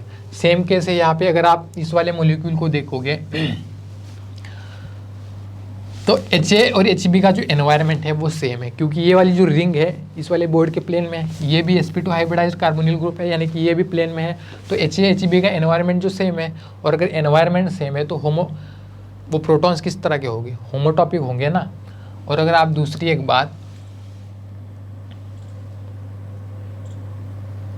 जस्ट अ मिनट, HA है और HB है, इनको रिप्लेस करने के बाद हम यहाँ पे ऐसे वाले कन्फ्यूजिंग क्वेश्चंस में आपको अगर कंफर्म करना है ना तो आपको क्या करना है, प्रोडक्ट जो बनेंगे वो निकाल के देखने हैं, ठीक है। जैसे मैंने पहले HB को यहाँ से कंसिडर करो NH2 से रिप्लेस कर दिया, हमारे यहाँ पे हाइड्रोजन है और यहाँ पे हमारा ये NH2 ग्रुप है। दूसरे केस में मैंने क्या कर दिया, HA को मैंने रिप्लेस कर दिया NH2 से, तो यहाँ पे अब हमारा आ गया NH2 और यहाँ पे हमारा ये H, बाकी की जो 2 डबल बॉन्ड्स है यहाँ पे ये अमाइड ग्रुप है, ये हमारा नाइट्रोजन है, यहाँ पे H, यहाँ पे H। अब ये 2 कंपाउंड आपस में क्या है, अगर आप देखोगे यहाँ पे इसको इसके सामने लेके आओगे तो ये आपस में non superimposable mirror images बन रहे हैं, non superimposable mirror images बन रहे हैं, यानी कि इनैंशोमर्स बन रहे हैं, तो ये इनैंशोट्रॉपिक प्रोटॉन से। दूसरी एक बात, अगर आप यहाँ से इनको प्लेन वाले कॉन्सेप्ट के थ्रू, ट्रिक के थ्रू अगर देखोगे तो ये वाला H जो है बोर्ड के पीछे है, ये वाला HA बोर्ड के आगे है, और ये वाला सारा सिस्टम बोर्ड के प्लेन में है। तो अगर ये वाला प्लेन आप पास कर रहे हो तो HA HB क्या कर रहे हैं, HA इधर है HB इधर है, तो एक दूसरे को रिफ्लेक्ट कर रहे हैं, यानी कि इनैंशोट्रॉपिक प्रोटॉन से। तो ये ट्रिक जो है, तो आपको एक ध्यान रखना, ये ट्रिक है, ये कॉन्सेप्ट नहीं है। कॉन्सेप्ट क्या है कि कंपाउंड्स क्या आ रहे हैं, कंपाउंड्स क्या आ रहे हैं, ये मेन कॉन्सेप्ट है। डाइस्टेरियो, अगर आप ये बोलोगे कि प्लेन से बाइसेक्ट कर रहे हैं फिर ये डाइस्टेरियोट्रॉपिक क्यों नहीं, तो ये ट्रिक है। एक्चुअली ये सभी जगह पे नहीं लगेगी। दूसरी एक ट्रिक क्या होती है, देखो मैं इसी में बता देता हूँ। अगर किसी कंपाउंड में पहले कोई भी कायरल सेंटर प्रेजेंट नहीं है, रिप्लेसमेंट के बाद भी वहाँ पे कायरल सेंटर नहीं आ रहा, तो वो प्रोटॉन जो होते हैं वो क्या होते हैं, होमोटॉपिक होते हैं। अगर पहले कोई कायरल सेंटर प्रेजेंट नहीं है, जैसे यहाँ पे इसमें कोई भी कायरल सेंटर प्रेजेंट नहीं है, लेकिन रिप्लेसमेंट के बाद यहाँ पे अगर कायरल सेंटर, एक कायरल सेंटर आ रहा है, अगर देखो यहाँ पे पहले कोई भी कायरल सेंटर प्रेजेंट नहीं था, सारे ग्रुप, ये दोनों ग्रुप सेम थे, ये दोनों ग्रुप सेम थे, रिप्लेसमेंट के बाद भी यहाँ पे कोई कायरल सेंटर नहीं आया, तो इसकी वजह से हमने इसको होमोटॉपिक बोल दिया। अगर यहाँ पे देखो मैं इसको कुछ अलग ग्रुप लिख देता जैसे NH2, तो अब यहाँ पे पहले एक भी कायरल सेंटर अभी भी नहीं है क्योंकि 2 H सेम है, लेकिन इन दोनों में एक एक करके रिप्लेस कर देंगे तो वहाँ पे कायरल सेंटर आएगा ना। यहाँ पे पहले एक भी कायरल सेंटर नहीं है, बाद में भी नहीं आ रहा, तो होमोटॉपिक। पहले एक भी प्रेजेंट नहीं है लेकिन बाद में एक कायरल सेंटर आ रहा है, तो इनैंशोट्रॉपिक होते हैं। दूसरी एक बात होती है, अगर पहले एक भी कायरल सेंटर नहीं है, बाद में 2 कायरल सेंटर्स आ रहे हैं, मोर देन 2 आ रहे हैं, तो वो डायस्टेरियोट्रॉपिक्स होते हैं। ठीक है, ये 3 चीज़ें होगी। और अगर एक भी कायरल सेंटर है, उस रिप्लेसमेंट के बाद दूसरा आ रहा है, तो मोर देन 2 अगर कायरल सेंटर्स वहाँ पे आएंगे तो डायस्टेरियोट्रॉपिक प्रोटॉन्स होंगे। तो ये सारी ट्रिक्स है, ये कॉन्सेप्ट नहीं है, तो आपको ये सारी जगह पे नहीं लगेंगे। ये वाला हो गया हमारा प्रोटॉन्स वाला। बाद में हम आते हैं फेसेस पे। जैसे इनैंशोट्रॉपिक डायस्टेरियोट्रॉपिक प्रोटॉन्स होते हैं, उसी तरह से फेसेस भी होते हैं। जैसे आपको क्या देखना है कि इस साइड से एक बार न्यूक्लियोफाइल ने अटैक कर दिया, जैसे हम क्या करते थे, प्रोटॉन्स को रिप्लेस करके वहाँ पे देखते हैं कि कंपाउंड किस टाइप का आ रहा है। अब मैंने क्या किया, न्यूक्लियोफाइल का अटैक एक बार इस साइड से किया, दूसरी बार में मैंने इस साइड से किया, तो 2 कंपाउंड्स बनेंगे, वो आपस में क्या बन रहे हैं वही से हम बोलेंगे फेसेस क्या है। अब आप देख सकते हो ये जो कार्बोनिल का फेस है, ये वाला और ये वाला, दोनों का एनवायरनमेंट सेम है ना। ये वाला स्ट्रक्चर इस तरह का है, अगर आप देखोगे इस साइड से देखोगे आप, तो ये वाला स्ट्रक्चर इस तरह का है, नीचे कार्बोनिल ग्रुप है, यानी कि सेम एनवायरनमेंट है दोनों साइड में। न्यूक्लियोफाइल का अटैक चाहे इस साइड से कराओ या उस साइड से कराओ, प्रोडक्ट सेम आने वाला है। और अगर प्रोडक्ट सेम आ रहा है तो ये फेसेस क्या है, होमोटॉपिक है। ठीक है, अब इस वाले केस में क्या देखना है, सेम प्लेन वाला भी आप लगा सकते हो। अगर ये वाला प्लेन इसमें लगा दोगे, ये वाला इस तरह का स्ट्रक्चर है, बीच में अगर ये प्लेन लगा दोगे तो ये प्लेन से रिफ्लेक्ट कर रहा है, यानी कि ये प्लेन से रिफ्लेक्ट कर नहीं, ये वाला कॉन्सेप्ट हम यहाँ पे नहीं लगाएंगे, ठीक है। लेकिन फेसेस जो है ये होमोटॉपिक फेसेस है।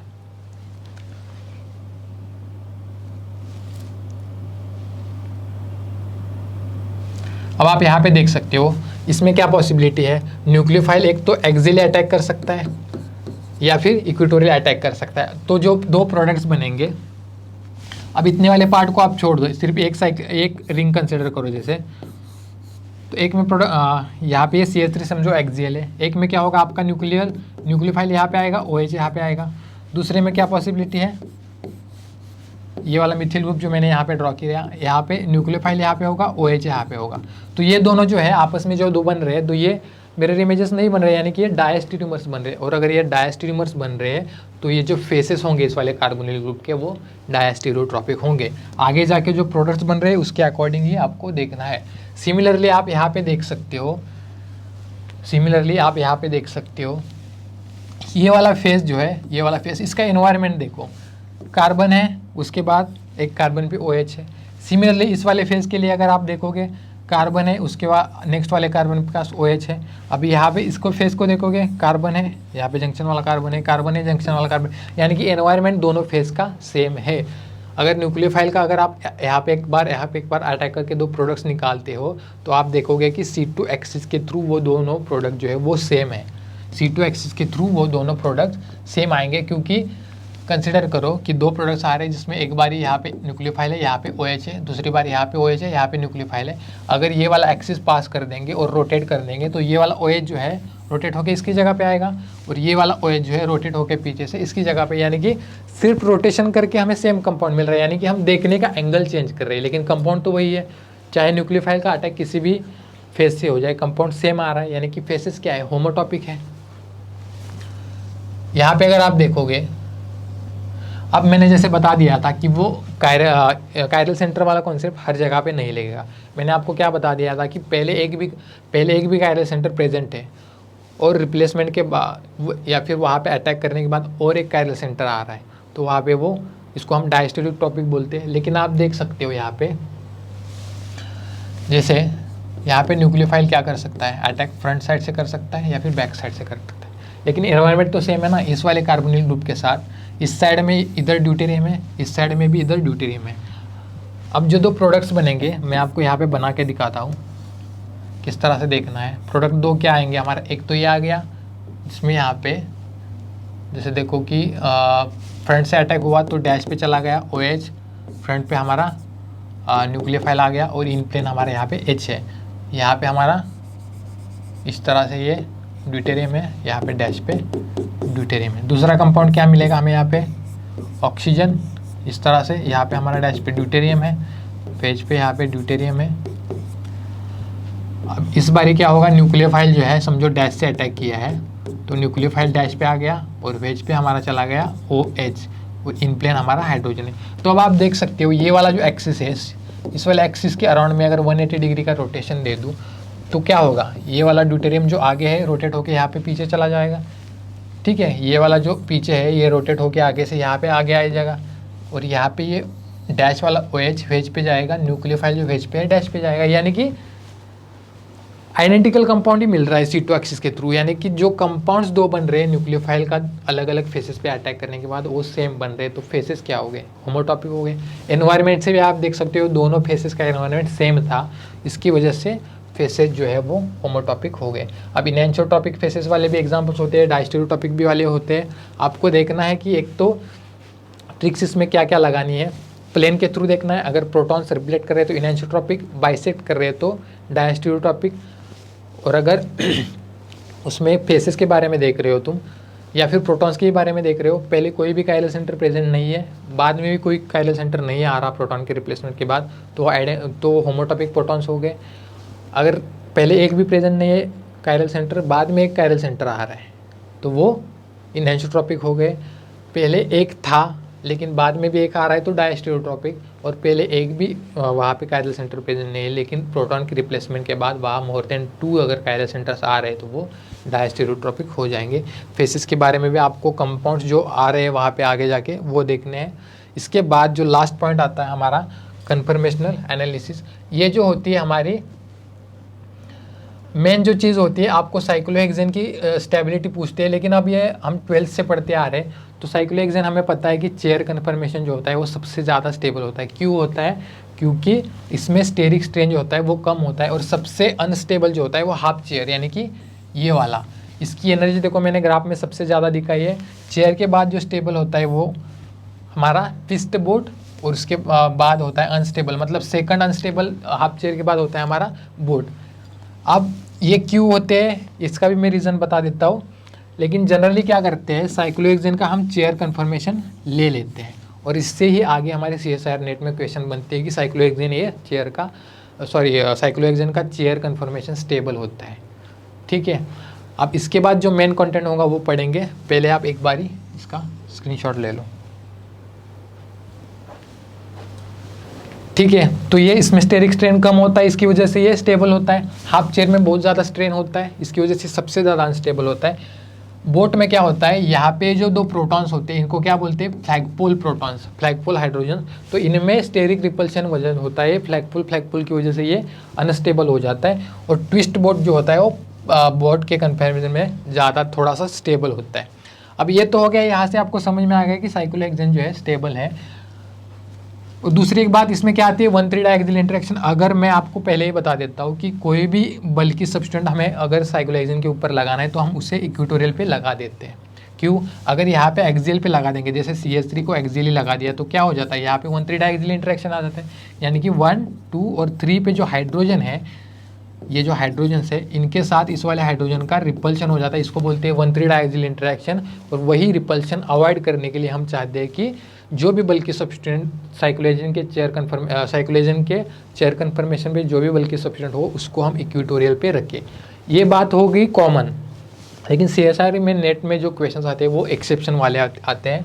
किस किस टाइप के क्वेश्चंस आते हैं सिर्फ यही देखेंगे हम। यहाँ से आपको कुछ एक्सेप्शनल चीज़ें वो बता देंगे। जैसे यहाँ पे देखो PH और ME है। साइक्लोहेक्सेन अगर हम ड्रॉ करेंगे कि साइक्लोहेक्सेन का चेयर कन्फर्मेशन स्टेबल होता है, उसमें अब देखना है कि सब्सटेंट को कहाँ रखेंगे। एक तो केस बन सकता है जिसमें यहाँ पे PH जो है एक्सियल रखे, ME को इक्वेटोरियल रखे। और दूसरा केस क्या बन सकता है, जिसमें PH को इक्वेटोरियल रखे, ME को एक्सियल रखे। अब आप बोल लोगे कि PH ज़्यादा बड़ा ग्रुप है, ज़्यादा स्टेरिक हिंड्रेंस प्रोवाइड करेगा, तो इसको इक्वेटोरियल रखेंगे, मिथिल को एक्सियल रखेंगे तो ये स्टेबल होगा। तो ये वाला स्टेबल नहीं होता, ज़्यादा फेवरेबल ये वाला होता है। क्यों होता है? क्योंकि मिथिल का तो ज्योमेट्री टेट्राहेड्रल है, sp3 हाइब्रिडाइजेशन है, उसको तुम रोटेट भी कर दोगे, जैसे मैंने यहाँ पे दिखा दिया था ये, इसको अगर तुम रोटेट भी कर दोगे तो हाइड्रोजन का इन हाइड्रोजन के साथ रिपल्शन होना ही है। लेकिन फिनिल के केस में वो बात नहीं होती। जैसे यहाँ पे अगर इसको एक्सियली रख दे हम फिनिल रिंग को, तो हमें पता है इसमें सारे एटम जो होते हैं sp2 हाइब्रिडाइज होते हैं, इस तरह का प्लेनर रिंग होता है। ये वाला रिंग अभी देखो यहाँ पे इस वाले हाइड्रोजन के साथ ये अगर स्टेरिक हिंड्रेंस कर रहा है, कौन सा, ये वाला हाइड्रोजन, तो रिंग ये अभी इस तरह का है। तो ये रिंग जो है इस तरह से टिल्ट हो सकता है, यानी कि ये प्लेन आउट ऑफ प्लेन चला जा सकता है। तो ये इन वाले हाइड्रोजन के साथ रिपल्शन कम कर सकता है, क्योंकि सिंगल बॉन्ड के अराउंड यहाँ पे रोटेशन होती है। लेकिन वो चीज़ मिथिल ग्रुप में पॉसिबल नहीं है, तो इसकी वजह से हम ये बड़ा ग्रुप होके भी प्लेनर है, इसकी वजह से उसको एक्सियली रखते हैं। ये वाला एक केस हो गया। दूसरा केस कौन सा होता है, अगर साइक्लोहेक्सेन के 1-2 पोजीशन पे अगर इस तरह से दो हैलोजन ग्रुप से, ठीक है, तो ये ट्रांस है, तो हम क्या चाहते हैं कि ब्रोमीन भी बड़ा ग्रुप है, तो इसको बड़े ग्रुप को इक्वेटोरियल रखना है। तो हम क्या करेंगे,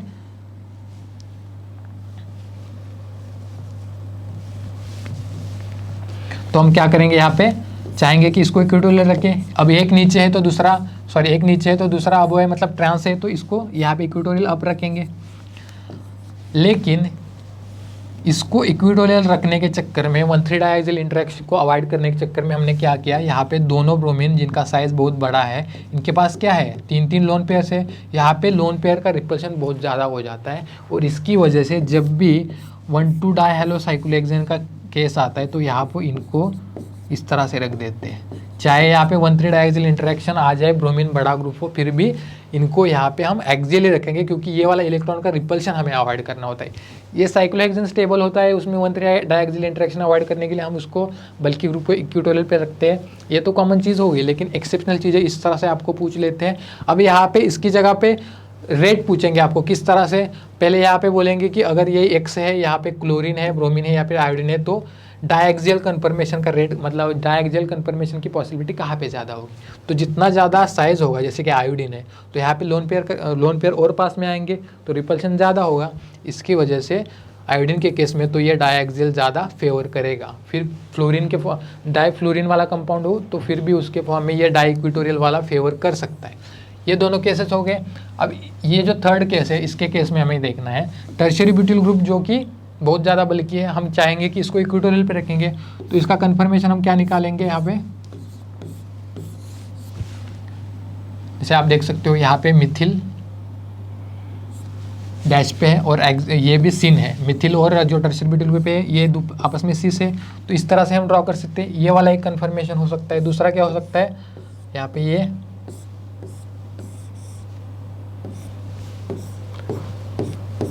ठीक है, दूसरा वाला ये वाला एक हो सकता है। जस्ट मिनट, मैंने गलत ड्रॉ कर दिया, जैसे ऑक्सीजन जिस साइड में है वहाँ पे मिथिल है ना कि टर्शियरी ब्यूटिल ग्रुप, तो इसको हटा देते हैं।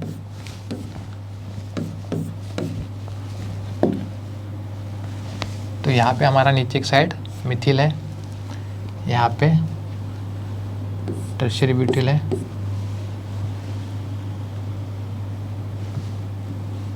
ठीक है।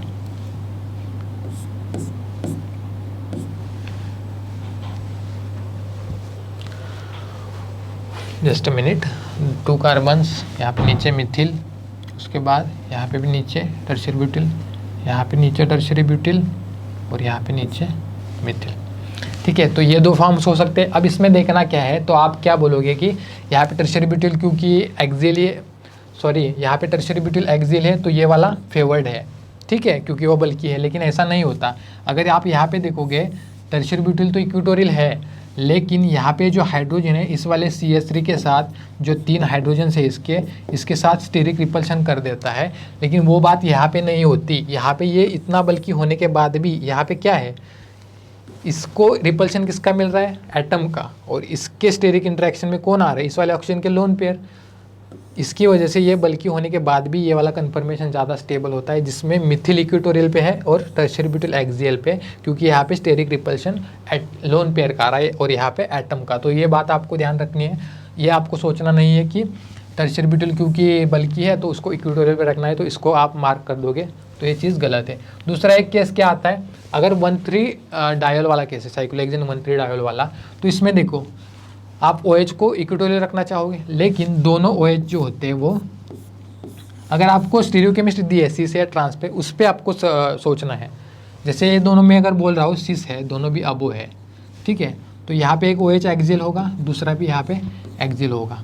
इसका रीज़न क्या होता है, इसका रीज़न होता है, यहाँ पे हाइड्रोजन दिखा देता हूँ मैं, इसका रीज़न होता है ये जो हाइड्रोजन बॉन्डिंग हो रही है इसको ये स्टेबलाइज करती है। दोनों हाइड्रोजन एक्सियल आने के बाद भी ये स्टेबल हो जाता है क्योंकि ये हाइड्रोजन बॉन्डिंग होती है।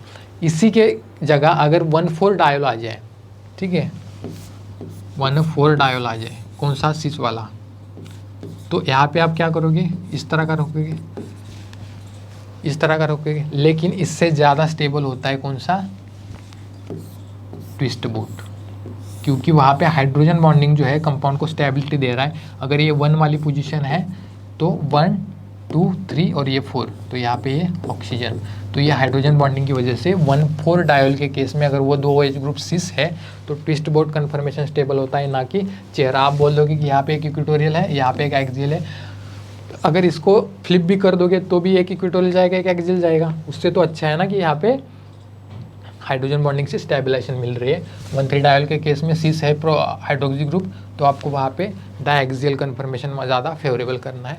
तो इस तरह से कुछ एक्सेप्शन डिस्कस किए। लास्ट में हमारा जो केस आता है हमारा डेकालिन सिस्टम वाला, तो डेकालिन जो होता है इस सिस्टम को हम क्या बोलते हैं, डेकालिन। अब इसमें आपको क्वेश्चन क्या दे देंगे कि इन दोनों में एनर्जी किसकी ज़्यादा है या फिर स्टेबिलिटी किसकी ज़्यादा है। जिसकी एनर्जी ज़्यादा होगी उसकी स्टेबिलिटी कम होगी। तो मैं आपको पहले ही बता देता हूँ, ये वाला जो कन्फर्मेशन होता है इसका ट्रांस ये स्टेबल होता है। क्यों होता है, देखो जब हम इसकी चेयर फॉर्म ड्रॉ करते हैं कौन से ट्रांस वाले की, तो किस तरह की आएगी, इस तरह क्या आएगी, एक हाइड्रोजन यहाँ पे अप है, ये वाला हाइड्रोजन डाउन है। तो अब आप देख सकते हो इस वाले कन्फर्मेशन को आप फ्लिप नहीं कर सकते, क्योंकि यहाँ पे ये ट्रांस ज्योमेट्री की वजह से ये स्ट्रक्चर रिजिड है, इसको फ्लिप नहीं कर सकते। लेकिन वो केस सिस वाले के साथ नहीं होती। अगर सिस वाला कन्फर्मेशन देखेंगे तो इसका जो जो चेयर फॉर्म होता है वो इंटर कन्वर्ट होता रहता है। जस्ट मिनट,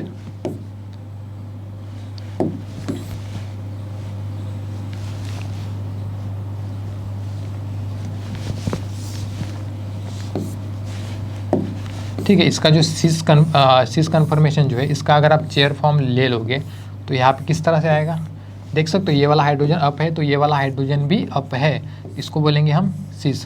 तो ये जो है ये चेंज हो सकता है, यानी कि ये जो रिंग है ये फ्लिप हो सकती है किस कन्फर्मेशन में,